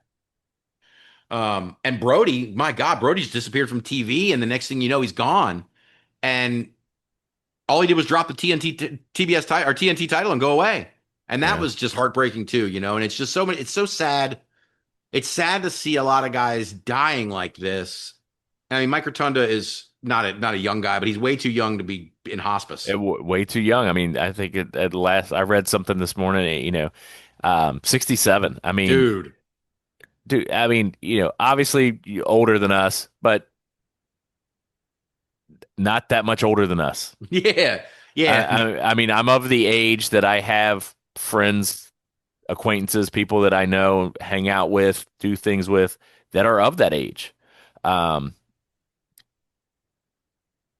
again, it's not old. Absolutely a time, young people hear that. Absolutely a time when we were younger that, oh man, that's old. Yep. Man, that's to me now, that's, man, he's getting ready to hit that, really enjoy the time in his life, right? That's Right. retirement age now. That's and to hit that and to really be at a time in his life when he should be looking forward and his family should be looking forward to the next stages in his life. They're having to deal with this, and it's just sad, man. It is sad. It is sad. We wish all them the best. We're sending good vibes or whatever you believe in. We're sending it out to the Absolutely. Rotunda family for sure. Thank you, Rotunda family, for everything that you've given us as fans. Thank you. Yeah. Yeah. Thank you to Barry Windham for letting us know. I guess he was the one that made the announcement today. Yeah. So, gosh, man, it's anyway. Well, I'm going to move on to some sort of sad news, but it's going to probably turn out to be better news. Yeah. But the announcement from Brett Lauderdale last week that Nick Gage is back in rehab, followed by the announcement from Tim Embler at Battleground saying basically the same thing. There are a lot of people commenting a lot of bad shit about Brett Lauderdale in some of these comments, but that's not the point of this. The point is, my understanding is Nick Gage, well, we know Nick Gage lost his partner of a couple of decades earlier this year. Yes. That can't have been term. easy. No. And he's a guy who's already struggled, and I can't imagine that it was easy. It's got to be ripping him apart.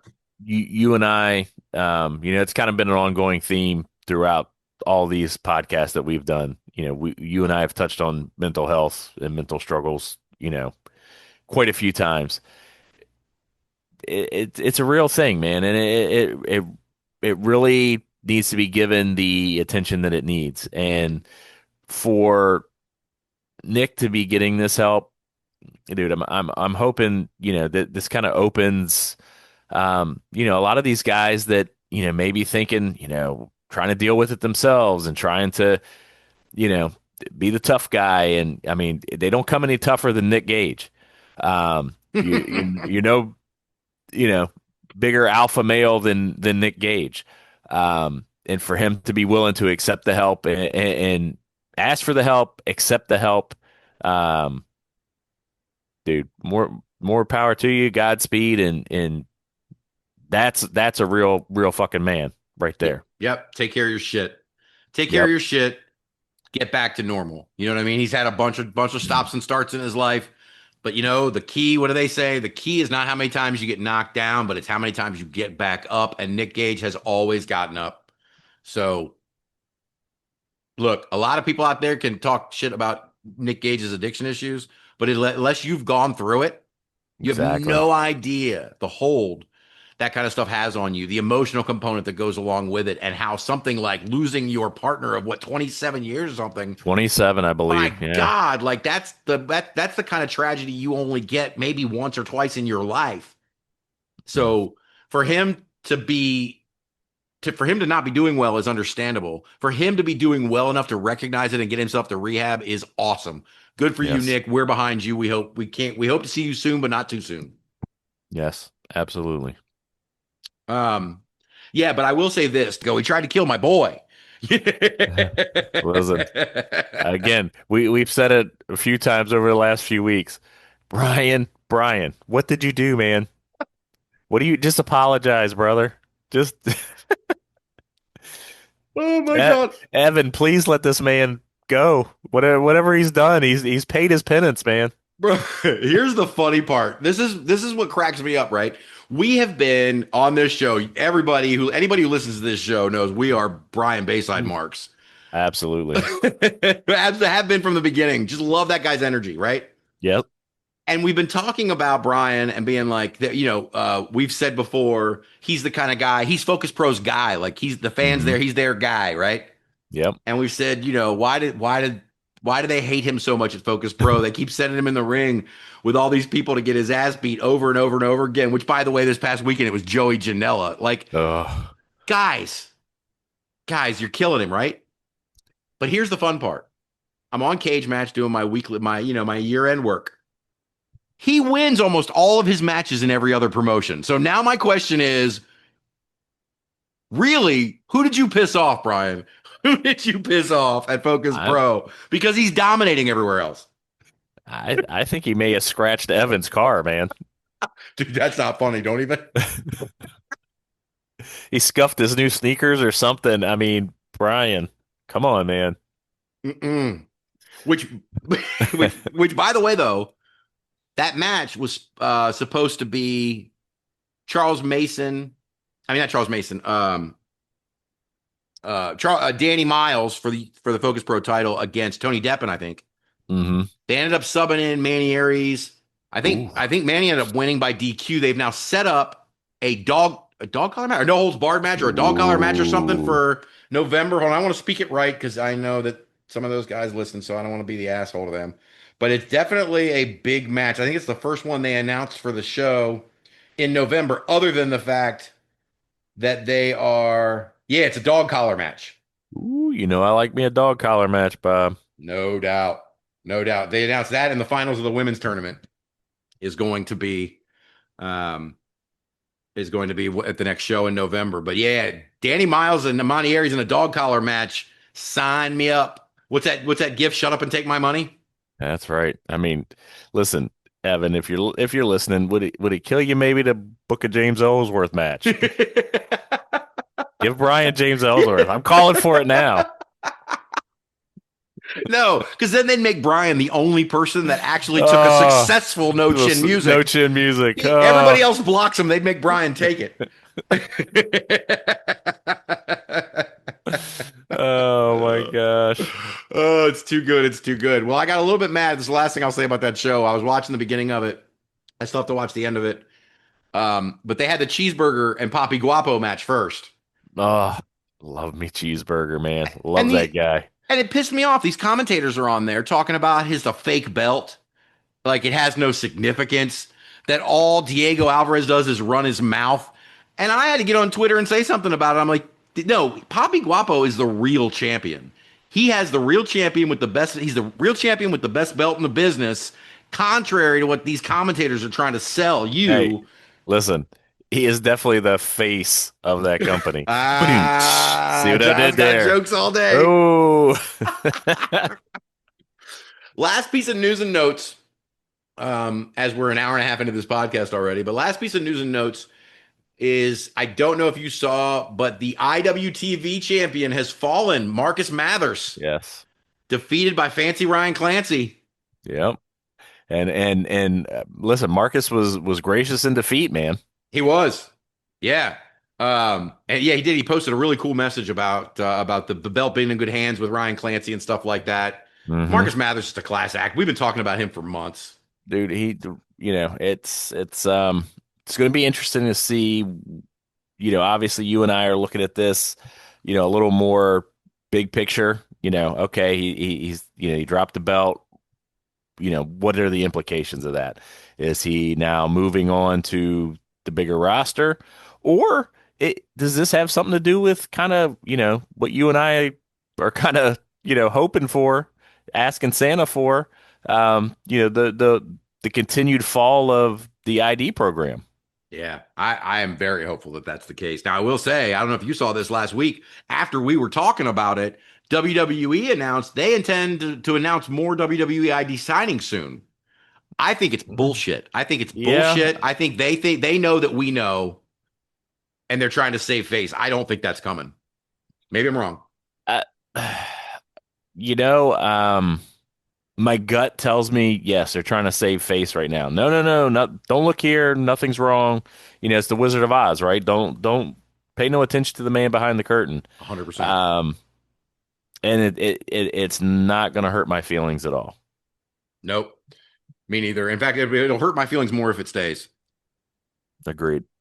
Shit. Hell, half the talent on Evolve now is NXT talent. They're bringing, what's that? Nikita Lyons was on there recently, and Mm-hmm. I mean, Well, I read something about it. Another influx of Raw and NXT guys coming back down. Carmelo and kind of that that upper mid tier kind of guys. Everybody kind of shifting down. If you want to look at it as a card, right? Raw, SmackDown, NXT, Evolve. Everybody kind of shifting down. And I think that's because they're kind of in a pinch, man. You've got to, they've got to get the ratings up, right? Evolve, really had a hot start. It's kind of fallen off. I mean, our feelings on the, Raw, SmackDown front.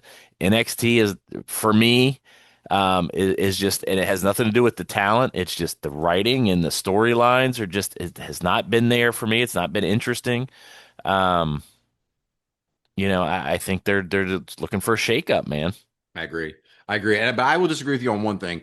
Raw and SmackDown have been unwatchable to me. I think they've been unwatchable. But NXT, I don't know, man. Shawn Michaels has got a little something there. They've been highlighting some of the right guys. Trick Williams is really coming into his own. And yeah, some of the storylines kind of go hit and miss. But I think the talent coming up through NXT is as good as it's ever been. And so I'm encouraged by that, but I'm also disappointed because I know when they transition up, they're still gonna be a problem. Yep. It's not like the Vince problem where they transition up and they have to completely change character because Vince had no idea who they were in NXT. This problem is poor creative at the top, poor management of everything at the top, and so that it worries me. But the point, I guess that I hope if this is Marcus Mathers about to sign an NXT deal, I am over the moon for that kid. Don't get me wrong. Over the moon for that. And anybody else who signs an NXT deal. I just think Evolve is doing these kids a lot more harm than good. Agreed. Yeah. So let's see. Did I get everything? Yeah, no, I did. We just got to talk about, so I sent you today. Well, Sampson sent me his, before I say that, let me say this. Marcus Mathers was ranked number 2 in the monthly top 20s. Sampson was ranked number 5 last month. And I have a feeling Sampson's going to be very excited to find out somebody above him has fallen.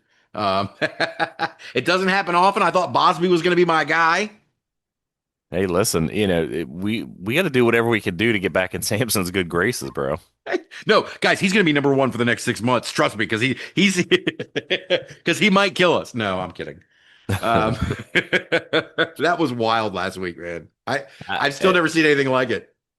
Dude, I have for the first time was uncomfortable on this show. I know, and you hang out with me 2 hours every week, so that's something. Dude, it was for the first time. I think both of us, either one of us, we were speechless, and that doesn't happen often.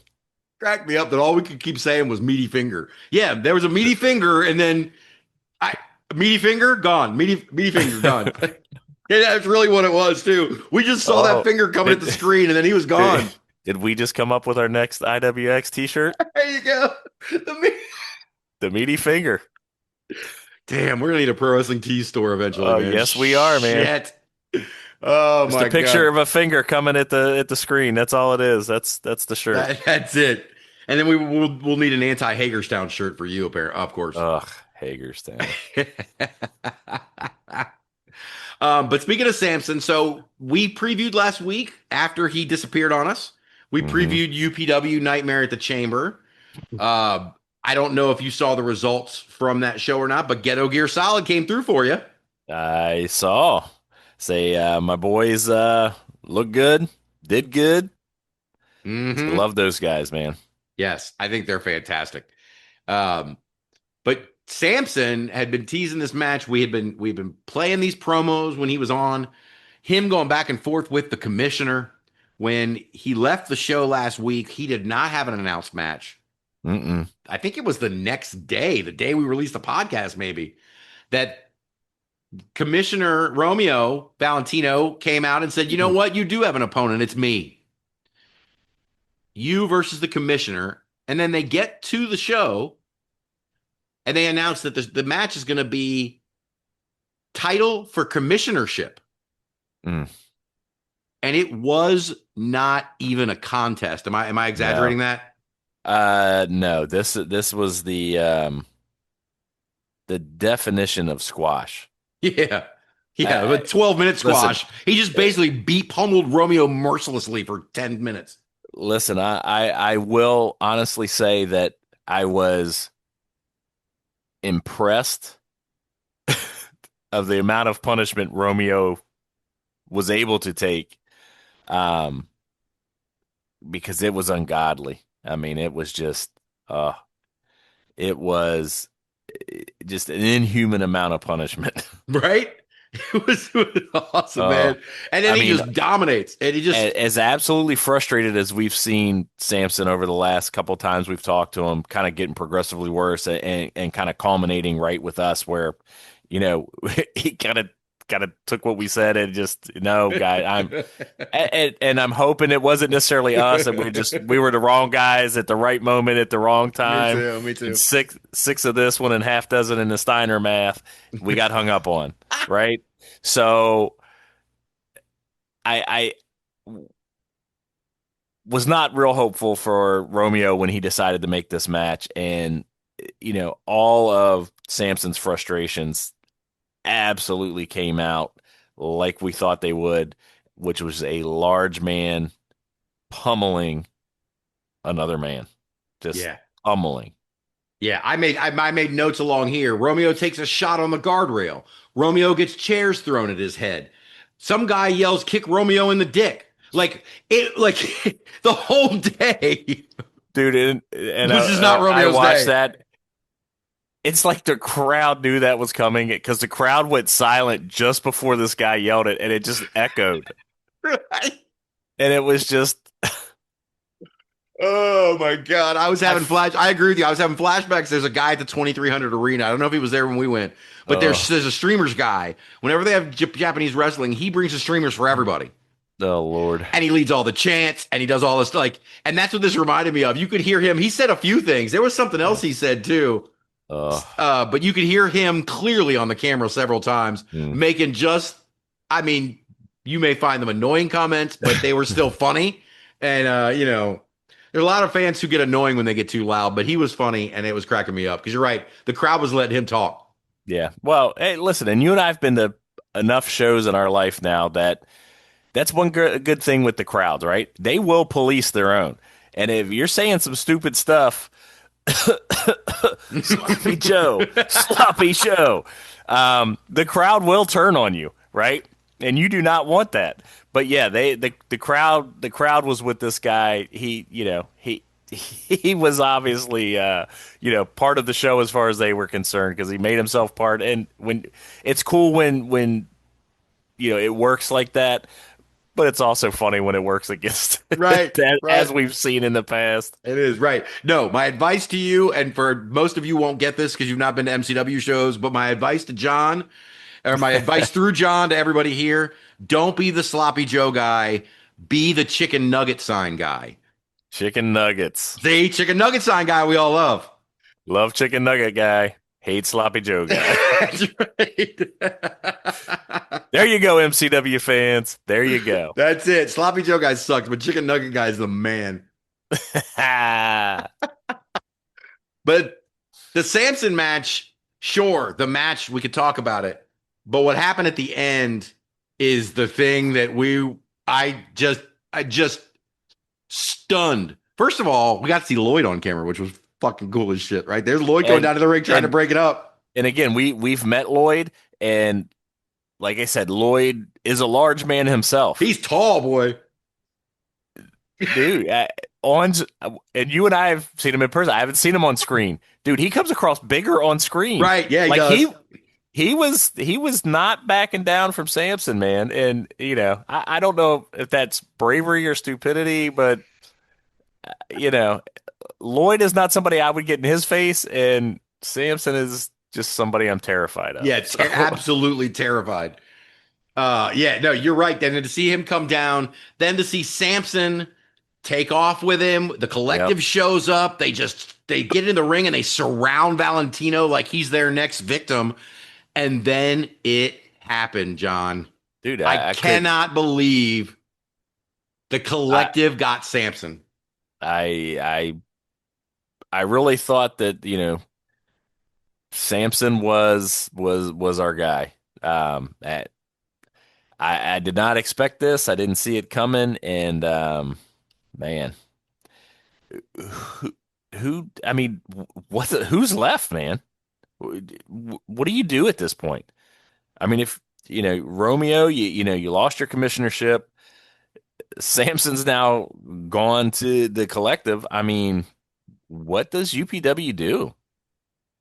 Mm-hmm. I don't know. I really don't know. Mm-hmm. I agree. And on a side note, will we see the collective in Appleton in January? Dude, and that worries me for our buddy Rich, right? Right. Because if the collective shows up, man, they're not showing up just to do a show. They're showing up to take over. And I mean, hey, RPW's got some hosses in there. But man, the collective, with that collection, that menagerie, oh my gosh. Dude, it rivals some of the best groups we've seen throughout our fandom over the last 100%. 45 years. There's a way to do these groups completely wrong. We've seen it done completely wrong so many times. These guys got it right. It's scary, man. Yeah, it is. And I'm going to pitch this because, apparently I think I'm a booker now, but I don't think that. Not at all. But it's actually give John the pencil as the hashtag. John's the booker. But I will say this.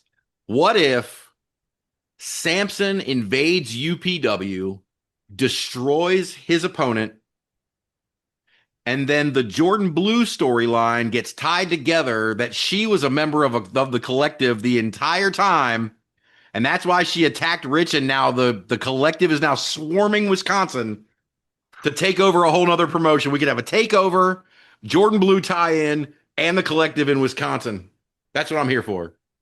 At this point, dude, nothing surprises me. It absolutely would not surprise me. No, it wouldn't surprise me at all if they had already made arrangements for that. That's how good these guys are doing with stories. This is the problem, right? Is that the collective has got all of the brute force in the world, right? But they're outthinking everybody. Mm-hmm. They are 3 steps ahead of everybody. They're playing chess and everybody else is playing checkers. So RPW, hey man, I don't know that I would have opened that door, because if you crack the door and the door's been cracked, I mean, he's already invited, right? Hmm. They're going to kick the door in, and I don't know who stops them. I don't know where this stops. Does it stop at RPW? Does it go past RPW? Are we now invading Chicago? They are going wherever they freaking feel like, man. That's right. Do we want to see Sampson and Joe Keys go at it? Like, is that? I don't think Joe Keys wants to see No, that. I don't think he does. Sampson's a big boy. Whew. God, man. I keep going back to that photograph of the two of us, 6'1" and 6'2" or whatever, standing next to Sampson looking like children. Kids looking like children. It's a wild journey we've been on, my friend. It's a wild journey we're on. I love it. Well, that journey's going to continue this weekend. So we've been going for a little while. Let's get into our control center. I've got 4 shows this weekend to talk about. One of which I'm going to start with it because it involves our buddies. It's second on the list here, John, but I'm going with it first anyway because I cannot wait to talk about Route 33 wrestling this weekend. A night at the Masquerade, Saturday at the Spencer Armory in Spencer, West Virginia. Bro, all of our favorites are going to be there. But first, let me read this off. Let me get the promotional part out because they're starting it. They're starting the day with a Chris LaRusso seminar. If any of you guys know Chris LaRusso from the Pittsburgh area, yeah, that's nice. Got his hand in Rise, got his hand in 880, got his hands in a lot of things. Been around for many years, yes, and has a ton of knowledge to impart on people. He just had a training camp or a boot camp or something recently that went really well. But the seminar from Route 33, the announcement says, join us Saturday, November 1st at 2:30 p.m. at Route 33 Wrestling in the Armory in Spencer, West Virginia for an exclusive pro wrestling seminar with Chris LaRusso. With 20 plus years in the industry, LaRusso is a former ROH top prospect and has trained over 50 wrestlers, including Cole Carter and multiple NXT AEW signees. Whether you're a rookie or a seasoned pro, this is your chance to refine your craft under one of the top coaches on the East Coast. $40 cash only on the day of the seminar. Special note, seminar fees are non-refundable after October 25th. That has passed, except in cases of event cancellation. Thank you for your understanding. Bro, if there's spots left open in that seminar, man. Yeah, you if you're an up-and-coming wrestler just wanting to brush up, man, it doesn't get a whole lot better than Chris LaRusso. Hey, and I'll tell you this, too. It can't hurt, especially if the boss lady's never seen you before. It can't hurt to get the boss lady's eyes on you either, because that they run a hell of a show out there, and people are flocking out there to try to work for them. So it can't hurt to just show up at the seminar just in the hopes that the boss lady books you, you know. But all the knowledge Chris LaRusso is going to give you is this is one of the good ones here. This seminar. Really if you put on a good show, the boss lady may have some pizza left over for you. So John D doesn't share. No, he doesn't share. No, you got to get you better get your own. Don't mess with John D. Not his pizza. Stay away from his pizza and his Pepsi, guys. That's it. He's got to fuel up for his walk home, you know. That's right. It's a lot. Hey, those country roads they're long and winding, man. They are in those mountains. Ugh. I would not want to walk through those mountains. Well, here is the announcement for the actual event that happens later that evening. You are cordially invited to a night cloaked in shadows, spectacle, and steel as the warriors of Route 33 Wrestling step beneath the velvet veil of night for a most enchanting masquerade of might. When Saturday, November 1st at the Armory, doors open at the stroke of 6 o'clock. First bell shall toll at 7. I love this whole thing. Yep. Admission is $10 when secured in advance via Eventbrite or at Smoker Friendly on Ripley Road. $15 at the door, should you tempt fate and wait. Children 5 years and under are admitted freely with a paying guardian. All guests are encouraged to wear their most elegant attire with masks befitting the masquerade. Whether mysterious, regal, or whimsical, dress to impress and join the pageantry. Refreshment and wares shall be plentiful. The gathering welcomes guests of all ages. Bring your kin, your companions, your clan, but beware, when the masks go on, the true faces of combat are revealed. Dare you enter the masquerade. Props to Jesse for that. That's a hell of That a. is awesome. I love that. I want to go. She talked me into the building with that one. No kidding. Right? Very cool. I love this Wow. theme. I love everything about it. But she's got, I think what I counted 6. Hopefully she doesn't get mad at me and I missed one, but she's got 6 matches that have been announced. And of course, John, I got promos and these are good. These are fun. I'm going to start with one that you know very well. The first match to announce. Is it Dad? JMD returns for another shot at John D. Crazy Hillbilly. Woo! And of course, John D. Crazy. See, he is your father. Hey, man. Worst things could happen. Oh, my gosh. But John D. Hillbilly actually cut us a promo for this one. Let's hear from John D. Hillbilly. Oh, hi, everybody. This here's John D. Hi, on November 1st, I'm coming to Spencer, West Virginia at the Armory, and I'm going to wrestle that JMD guy. Now, he was not nice to me last time that we wrestled. He attacked me after the match, and that's not nice. I didn't like that at all. So I came into my favorite room to do some thinking. And what I think is that I'm going to kick his butt. This room always reminded me of him. I don't know why, but I got a little bit of paperwork to take care of. So I'll see y'all on November 1st in Spencer. Bye! John, you wonder what that favorite room was, or did you get it? Oh, I got a good idea. It's the library. The fly buzzing around was the. Oh, the paperwork. Listen, I just hope John D washes his hands, man. Oh my God!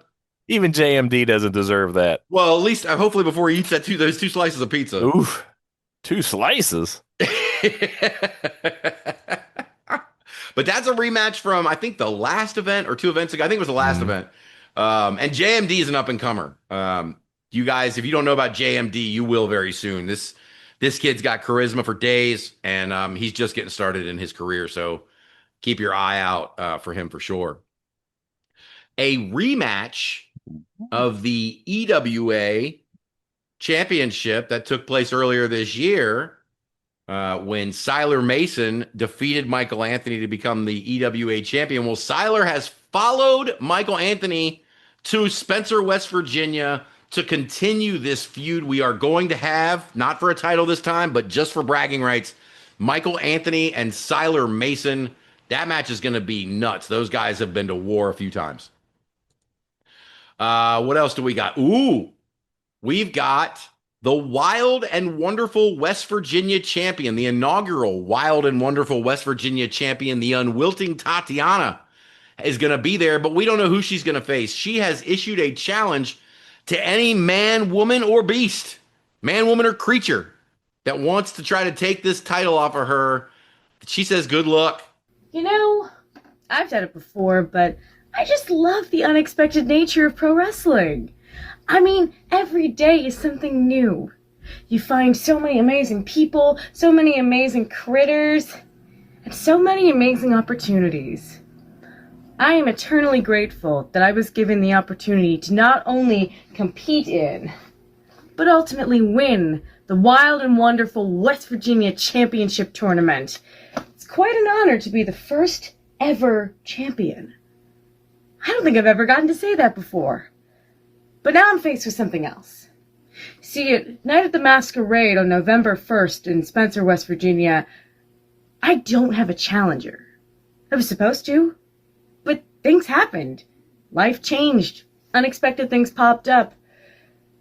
But then I found Fifi, and I got to thinking, I'm not a picky person. I'm more than happy to face anybody and anything in the ring. So, consider this the open challenge. Any man, woman, or creature who feels that they can come and take this championship away from me, put on your best costume and let them try. I'll see you all on November 1st. Right, Fifi? Dude, she's leaning heavily into the creature. I have an opinion on who I think this is going to be, but I'm not going to. This is the kind of thing you don't ruin for people on air by even making guesses. So I'm not going to do. I'll tell you off air who I'm hoping this is going to be. Again, I have no inside knowledge. I wouldn't even ask for it if I wanted it. So, but I do have an opinion for you on who I think it is. We've got 4 more matches to go. We've got RJ Booker taking on the aforementioned Chris LaRusso, apparently his mentor and teacher. The fact that you're going to get a LaRusso sighting? Yeah. Dude, you everybody in attendance will not be upset with this because this man is amazing. Yeah, absolutely. I can remember him from the ROH prospect tournament back in the day. Phenomenal. Mm-hmm. Get ready, people. Yep. It's going to be a blast, man. It's going to be an absolute blast. I've got 2 more matches for you, John. We've got the main event is going to be Gorgeous Morgan Taylor, the former openweight champion, coming back for his title, challenging Jeffrey John, trying to get that title back. I think there is no way Jeffrey John goes down after finally toppling Morgan, the champion, before. I think Jeffrey John's going to make easy work of him. But as we've seen, Route 33 is full of surprises. So who knows what will happen at the Masquerade. There is one more match, John. This is now, normally I don't play a lot of these promos for you before we get on the air, but this one of these you happen to hear because I loved it so much. The match we've been looking forward to. I have opinions about this match as well that I will not say on the air, but I will tell you next week if I turn out to be correct. Grappling Inc., the Route 33 tag team champions, Brox Boulder and Titan Troy, are going to defend those titles, which they have held now for nearly 365 days. They are going to defend those titles against the Runway, Tyler Klein and Calvin Couture. These guys, I love the Runway. Yes. I am a huge fan of them. As big, maybe not as big as Grappling Inc. almost, let's say. That's how much I like these guys. And you know how we feel about Brox and Troy on this show. Yes, we do. But yes, the Runway, dude, they have captured the imagination. We'll leave it at that. The guys are awesome. It's a great tag team, and they are a hell of a lot of fun to watch. But man, you talk about tall order, Grappling Inc. Whoo! Agreed. Let's hear from the champions. Yes. Wow, the Runway. Let me introduce ourselves. We're Grappling Inc. The Blueprint. The Standard. These aren't accessories. Let me spell this out for you. On November 1st in West Virginia, you're going to understand why we are the model tag team. Woo! Grappling Inc., the champions. Brox is fired up. Hey, man, these are not accessories, bro. No, they're not. And I should have played these in a different order. Let's find out exactly what got Brock so upset. Let's hear from the Runway. Yes. I know John's waiting to hear this one. Hello, Route 33 Wrestling. I am Mr. Design Tyler Klein. And I am the fashionista professional wrestling, Calvin Couture. And together, we are The Runway. And we are coming to you November 1st to take on your tag champions. Grappling Inc. You know what, Grappling Inc.? We love accessories. We would love to take those belts off of you. Even if it's in West Virginia. You can't finish it. West Virginia. You say West. You say West. West Virginia. Mm-hmm. At least I said Virginia. Anyway, we will see you then. You're welcome. West Virginia. Hey, man. I have no comment on that. Oh my God. I love those guys. The Runway. They have been ranked number 1 overall in my rankings at one point. They are that good. And they can sure as hell cut promos. You just heard that. Shit. Phenomenal. Oh man. Did I cover all the matches on that show? I think I did. Guys, get out. If you're anywhere in the ballpark of Spencer, West Virginia, get out there this Saturday, November 1st. A Night at the Masquerade, Spencer Armory, Spencer, West Virginia. Again, doors open at 6. Bell time is 7 o'clock.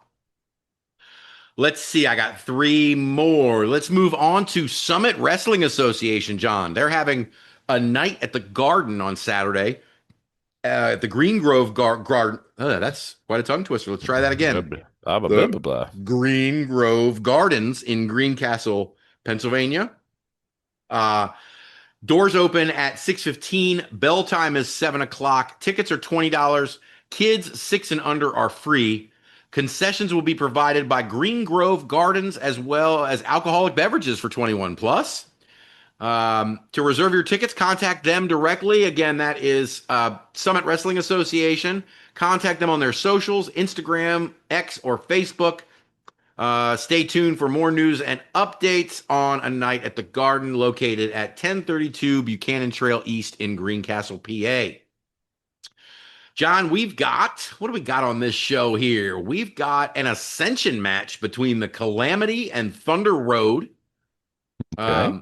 Your buddy from the faculty, Jacob Edwin, is going to be there, part of a triple threat for the AIWF East Coast Championship. The champion, Victor Walker, is going to defend against TMHK, Tomahawk, and Jacob Edwin. That match is going to be brutal.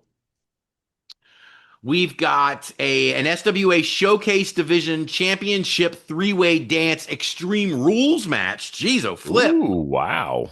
Featuring, John, the champion, Prince Machiavelli, defending against Jesse O'Ryan and ECW Original Super Crazy.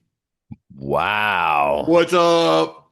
Oh, I'm down for that. Yeah, I mess with Super Crazy, dude. Hey, I wonder how he's getting to the ring.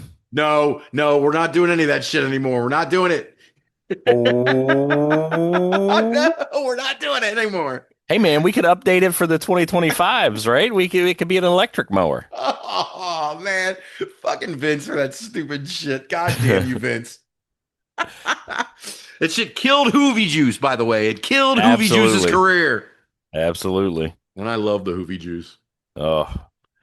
Anyway, so that's 3 matches. What else do we got going on here? Ooh, we have Christopher Andino is going to be there taking on Red Dog. And we got some words from Red Dog.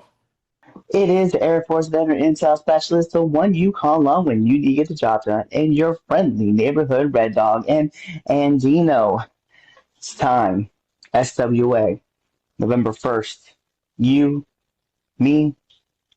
Seems that we're kind of destined to do this for a while. It always seems that you have some kind of trick up your sleeve, right? Whether it's some kind of distraction, oiled ropes, or even, some guy in the wrong place at the wrong time. Weird. Wow. Red Dog is ready for Christopher Andino, John. And Andino is the guy who coincidentally just knocked off Siler Mason for that EWA championship. I was going to say, I've heard the name. Yeah. So. Andino's showing up. This is the SWA crown that is on the line. Christopher Andino is the champion. He'll be defending against Red Dog, and this, John, will be a lumberjack match. Bring it on. Oh, I do like the ring surrounded, man. No, always. We're going to also have Pure Ignorance there, teaming with Harleen Lopez. Okay. In a 6-person tag match, taking on Country Club and Danny DeVille. That one's going to be crazy. We've also got, what else do we got on here? I think we're going to have a special appearance by Bobby Starr. The Pinnacle, Sean Patrick, is going to be inducted into the Hall of Fame. And in the main event, Mid-Atlantic title versus Superior title for title. Ooh. Cayman MK taking on TJ Sykes. The champion has had words. Let's hear from the champ. Mentally, physically, emotionally, I'm tired. Everyone's talking about SWA's 20th anniversary on November 1st. Hyped up, everybody's ready for this monumental event, but I'm tired.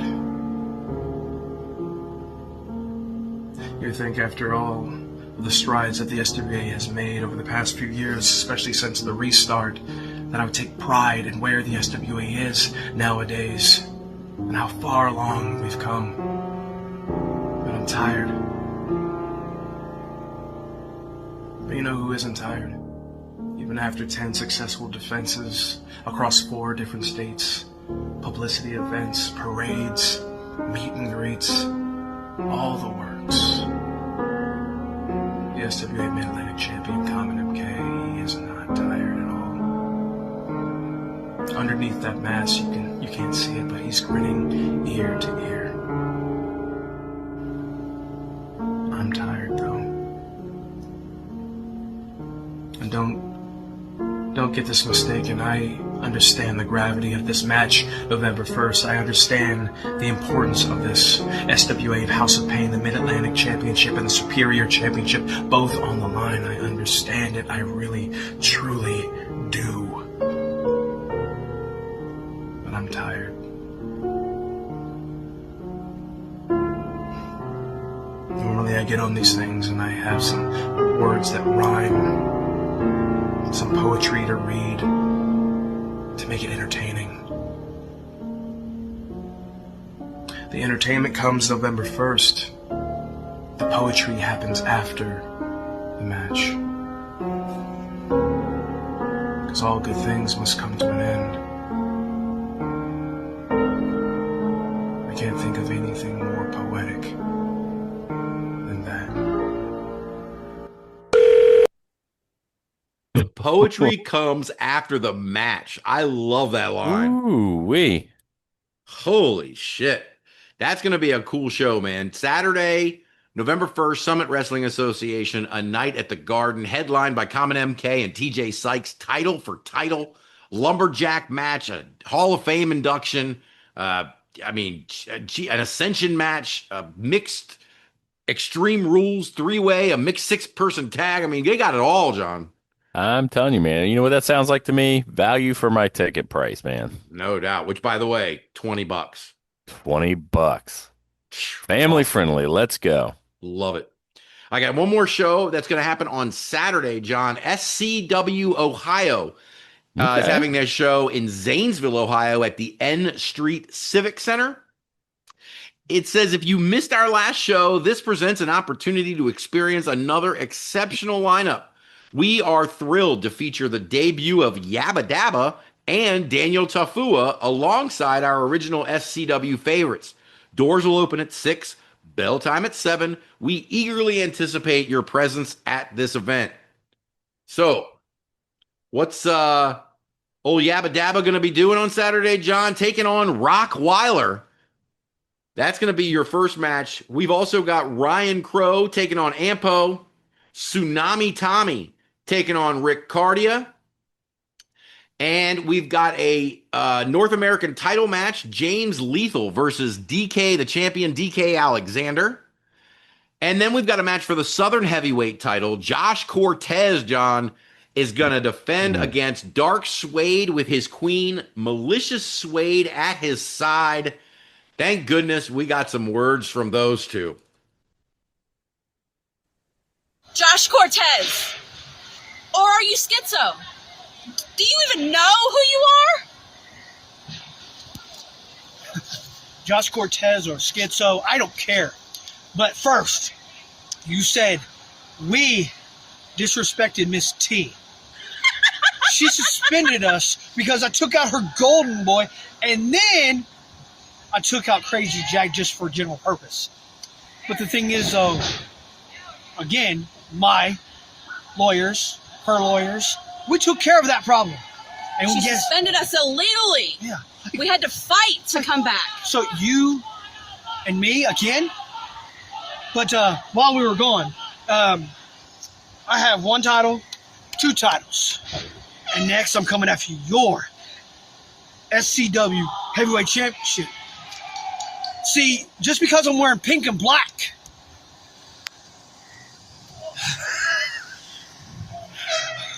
I become more sick, more twisted, more demonic than you've ever been, Josh Cortez. Ever! We'll see you November 1st in that crap town of Zanesville, Ohio. Darkness is coming for you, Josh Cortez. Wannabe destroyer. Darkness is coming for you! Prepare yourselves.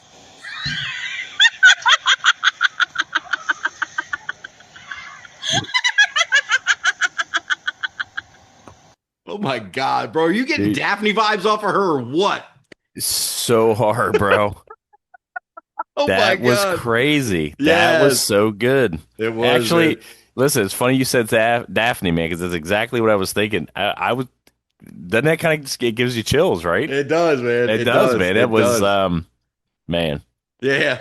That's that perfect for a Halloween time match, man. That is gonna be a burner. It absolutely is. Love that promo, man.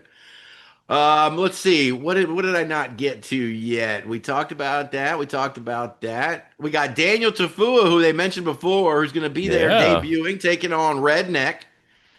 And we've got Day Jameson is going to take on Maul. I don't know if it's the main event or not, or if they've even said, but we've got words from both of them. Let's start with Day Jameson. Hello, ladies and gentlemen. Aren't you so excited to see one half of your SCW Southern Tag Team Champions? Now, if you're new to SCW, my name is Dave Jameson, and November 1st, you will see none other than myself, the Psycho Killer, Dave Jameson, go one-on-one against somebody I've stepped into the ring with so many times now, who's proved themselves so many times now, and I have to keep knocking him down. Maul, what you did to Sombre, taking his career like that, sickening. So November 1st, I get payback for Sombre. Maul, find me at the Jackson Civic Center.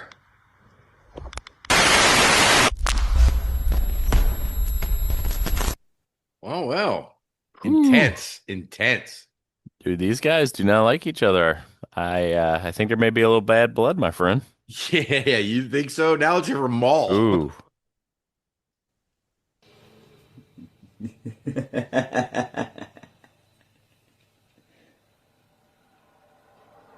Saturday, November 1st, at the Jackson Street Center. My opponent is no other than Day Jameson. Now, Day, you're talking about you want vengeance, or you're bringing retribution for Sombre. For what I did to him? For taking his career? It makes it even funnier. Now you see, I did what I did because he was the weak link. We lost because of him.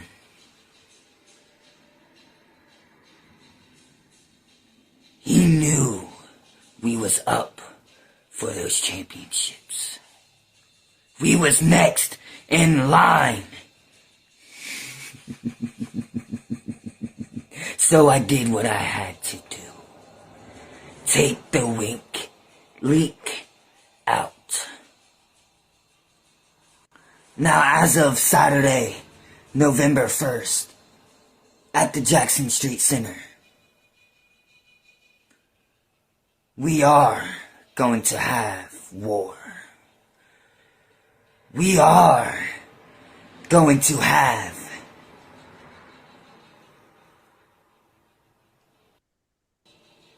hell let loose. Now you see, I'm not just coming with my own vengeance. I'm coming to unleash the hell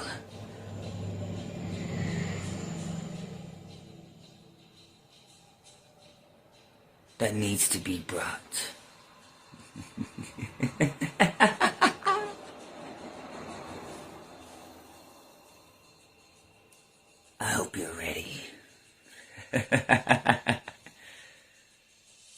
I'll see you November 1st.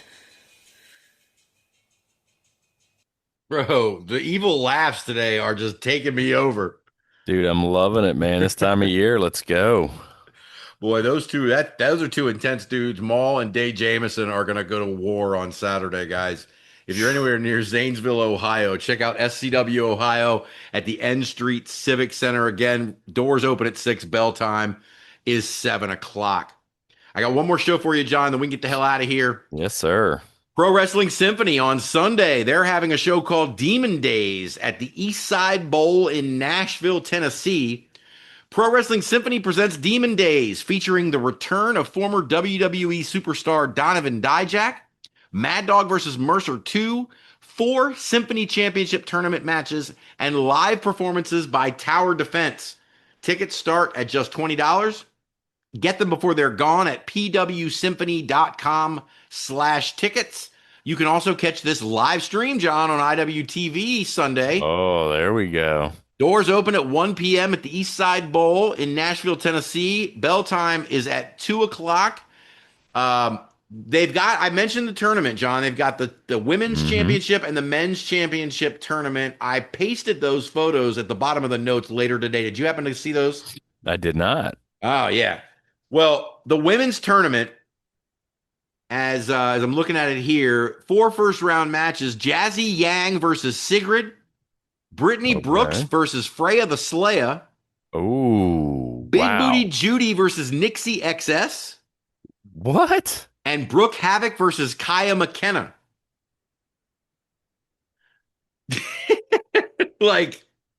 Now they're not doing all these matches at once, apparently, clearly, because that's just so much talent on one show.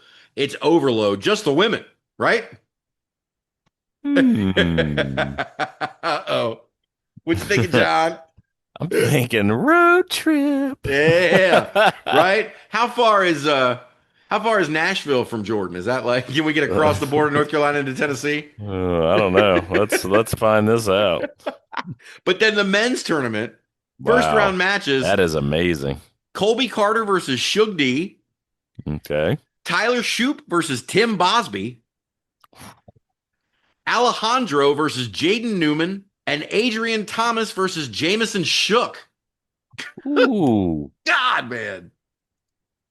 Man, did they back the money tree truck Seriously, up? What did they do? God, someone must have gotten a big inheritance or something to Is it tax time? Is it tax time already? Did somebody already get their refund?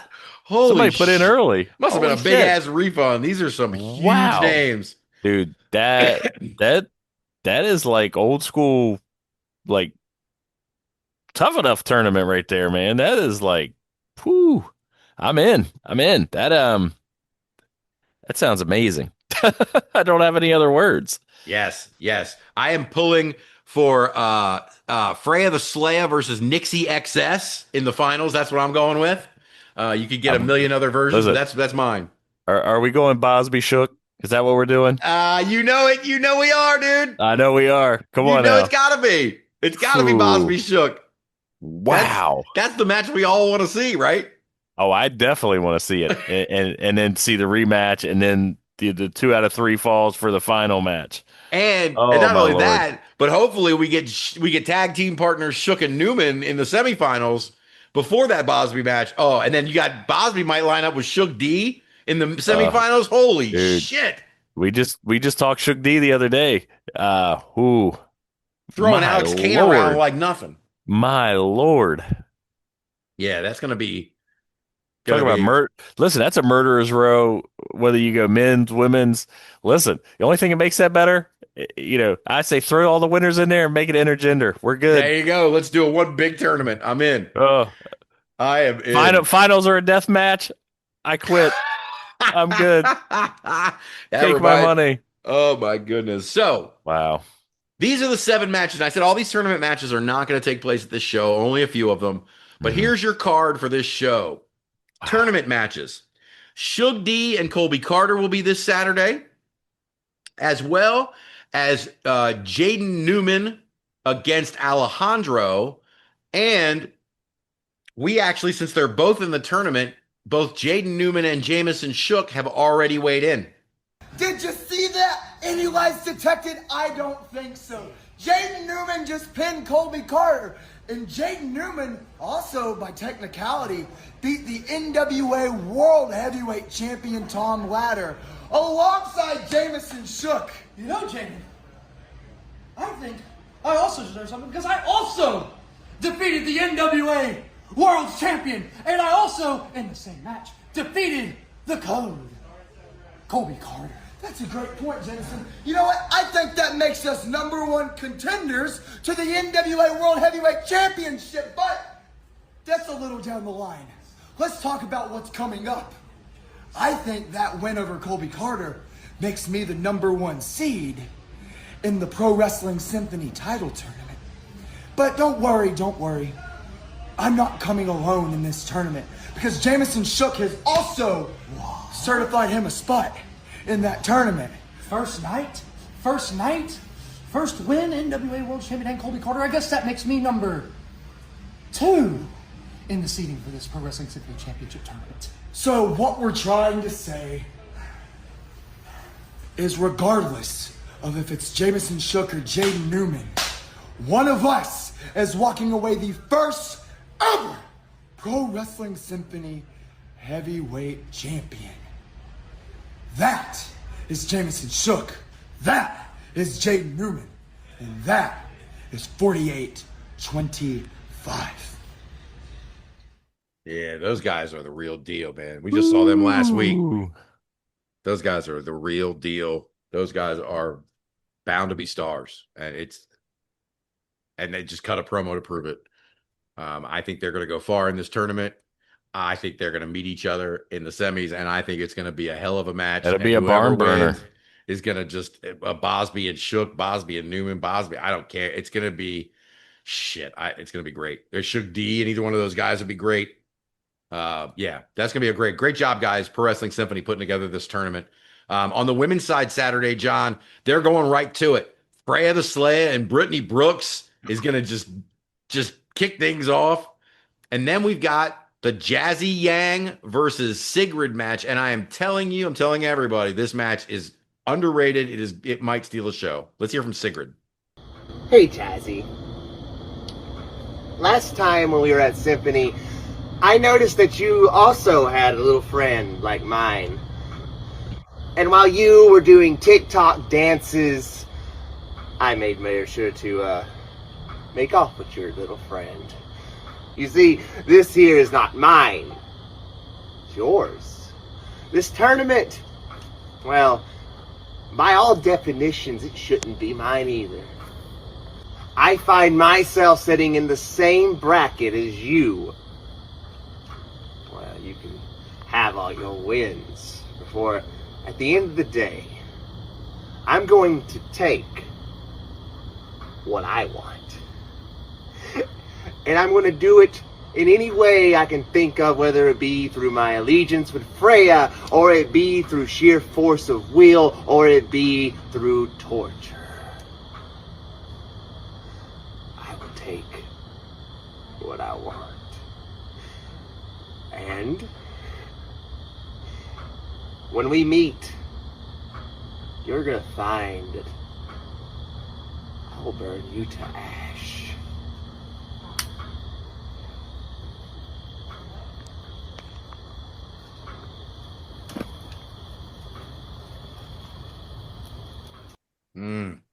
Sigrid teamed up, a unholy union with Freya the Slayer. Those two, that's dangerous. Dude, that's some off the wall shit right there. That's what that is. That is unpredictability in the middle of the ring, bro. Oh my God, no joke. Like I said, man, I think that match is going to be it might, because Freya the Slayer and Brittany Brooks are the names on that thing. You might skip it. No, that match, Sigrid and Jazzy Yang are gonna bring the heat. I can tell you that for sure. Well, we got 3 other matches that aren't tournament matches, John. The Stew Crew is going to be there taking on Javen Myra and Jake Painter. They mentioned it. Donovan Dijak is going to be there taking on Terry Yaki. Dude, where isn't Dijak? Right? He's all over the place. It's amazing. I mean, just the transportation logistical issues of what he is doing is blowing my mind. It's true, man. It's like everywhere we turn is Donovan. Every show we watch, it seems like he's on it. And it doesn't matter if we're in the East Coast, West Coast, the South, the North. It doesn't matter. Midwest, Dijak's there. Yep. This man is a machine, people. Yep. Intergender masquerade in Texas, Dijak's there. Extreme Rules hardcore show, death matches, Dijak's there. Like, it doesn't matter. Dog at Rowan University, Dijak's there. Like, it doesn't matter. He's everywhere. He is everywhere, and he is. There's a reason. If you haven't seen him, get out to one of these shows and check him out now while it's affordable to do so, because it's not going to be long, and he'll be back at that WrestleMania level where you're paying $40,000 for your weekend ticket again. Yeah, no, absolutely. But I'm going to also say this about Teriyaki. Teriyaki is an up-and-coming star. He is a kid that has got a lot of potential and has done just really cool things. So I think him in the ring with Donovan Dijak on Sunday is going to you're really going to see Teriyaki, what Teriyaki can do too. And I think that's going to be really cool. Not taking anything away from the show. This show is going to be amazing. But just to touch on our guy Dijak, right? I will say in every, like, all this stuff we've seen him doing, is it just me, or does he seem to be going out of his way to go and hit these guys that are these up and coming guys and really put on great matches with them? And you know as well as I do, it's all about him giving back and teaching, right? This is his he's on his teaching tour. I love the fact that a guy that is that high caliber, right? I mean, Dijak is right in his freaking prime. Yep. And is taking the time to really, dude, and this isn't just I'm kind of down in the indies, I'm doing this little thing. Dude, he is touring the indies. And he is coming to help these guys and put them over. And it is, as a fan, that outside of the stories and the shows and that is amazing to watch, dude, because that is an amazing performer that is giving back to what he loves, and we are all benefiting of that. No doubt, man. And how good was Dijak? How good was David Goldie against Dijak? Oh, how good dude. was Gabe Sky against Dijak that we watched? I mean, Yes. all these times we see him, the guys in the ring with him look like $1 million. Absolutely. And don't get me wrong, I'm not saying that's all Dijak. These guys are all big talents. Oh, Teriyaki absolutely. included. But Dijak is given that edge from his experience and helping them put together these matches. Listen. What we talk about it all the time in wrestling. What do we talk about in wrestling? The rub, right? Yep. And that's what Dijak is giving these guys, is the rub. And listen, he's at a level he does not have to do that shit. Nope. He is choosing to go out there and do that for these guys, and it is amazing to watch. And as a fan, props. Donovan Dijak, absolute props. Yeah, absolutely. That's the old territory mentality. You know what I mean? You Yes, go into someone's territory, you make their guys look like $1 million, and you head out the door. And Dijak's doing it. I'm like you said, big props to him. Absolutely. And the matches, big props to us because the matches have been awesome. I've been loving these matches. Dude, I've yet to see a Dijak match that I didn't steal whatever show it was on, and two, that I just haven't fucking popped for. 100%. 100%. Way better. It's like I've said this before on the show.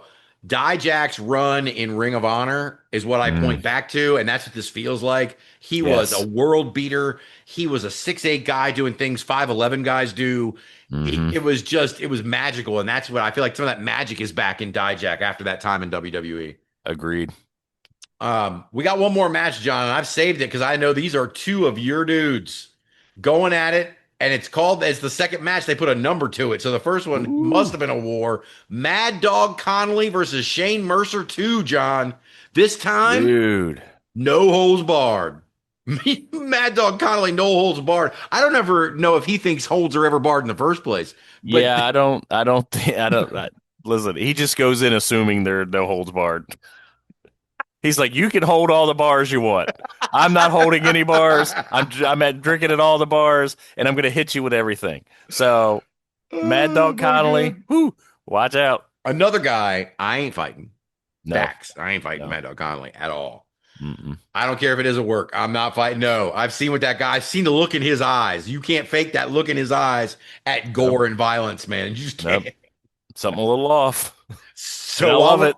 So while we're talking about it, as I screech, let's hear from Mad Dog Connolly.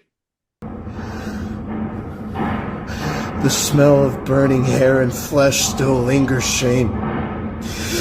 I can't get it out of my head!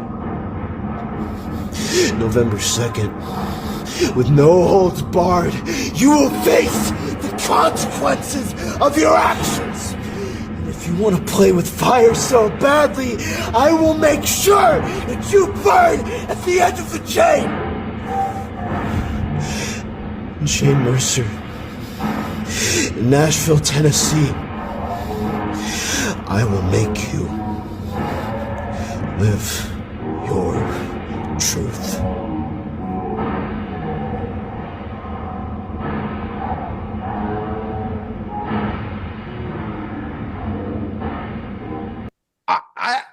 I don't know, John, but I feel like this guy's a little intense. I'm yeah, no. If we watch this, we have to watch this on the TV because I don't want to be there in person. No. Yeah. Speaking of which, hold on. Pro Wrestling Andre, this is going to be on IWTV. Yes. Maybe we'll do a watch along of this one next week. Dude. If it's up. If it's up, I'm down. Absolutely. Yeah, that sounds like a good one. Maybe we'll do that. If Pro Wrestling Symphony, if Demon Days from this Sunday, 11/2, if it's up on IWTV by next week when we record, which they're going to get an extra day next week because we had to move recording back one day because there's a special day on Tuesday. John, do you happen to know what Tuesday is? Or no. You're holding up a 1 and a 1. That's 2. Yes. But no, but Tuesday. It's the day after Monday. I know exactly what it is. It is, man. It's the day that John Adkins becomes Sally O'Malley and he turns 50 years old. And he 50. likes to punch and stretch and kick. 50. When did that happen? Oh, my gosh. Dude, it was like minutes ago, man. It was minutes ago your mom was beating our ass. It was minutes ago that shit. Here we are, man, 47 years later. Listen, man, it's weird, right? It's surreal. You and I hanging out, still doing our thing at 49 and 50, when I can vividly remember us being 4 and 5 and running around in the backyard in Clinton and being 8 or 9 and running up and down the street in Clinton, or at your place over in Aquasco, right? Or just over in Baden and just be 12 or 13 running around at your house in Oxon Hill. It's crazy, man. It's crazy. And listen, I love the fact that you and I are still doing the things we love, man. Now we're just doing it as these older middle-aged men. I don't know what happened, bro. I know. I still feel young. I still feel 21. No. Until I got to get up out of bed. I still think I'm young. Yeah, I don't feel young at all. No, that's true, man. That's and we still know a 70-something-year-old man that we wouldn't mess with. My God, man. It's yeah, exactly. There's one. There's several, but that's one of them. I tell you what. That's the main one that haunts my dreams. Dad, you listening? Please don't scare John anymore. Yes. Mr. Bill, please take it easy on me.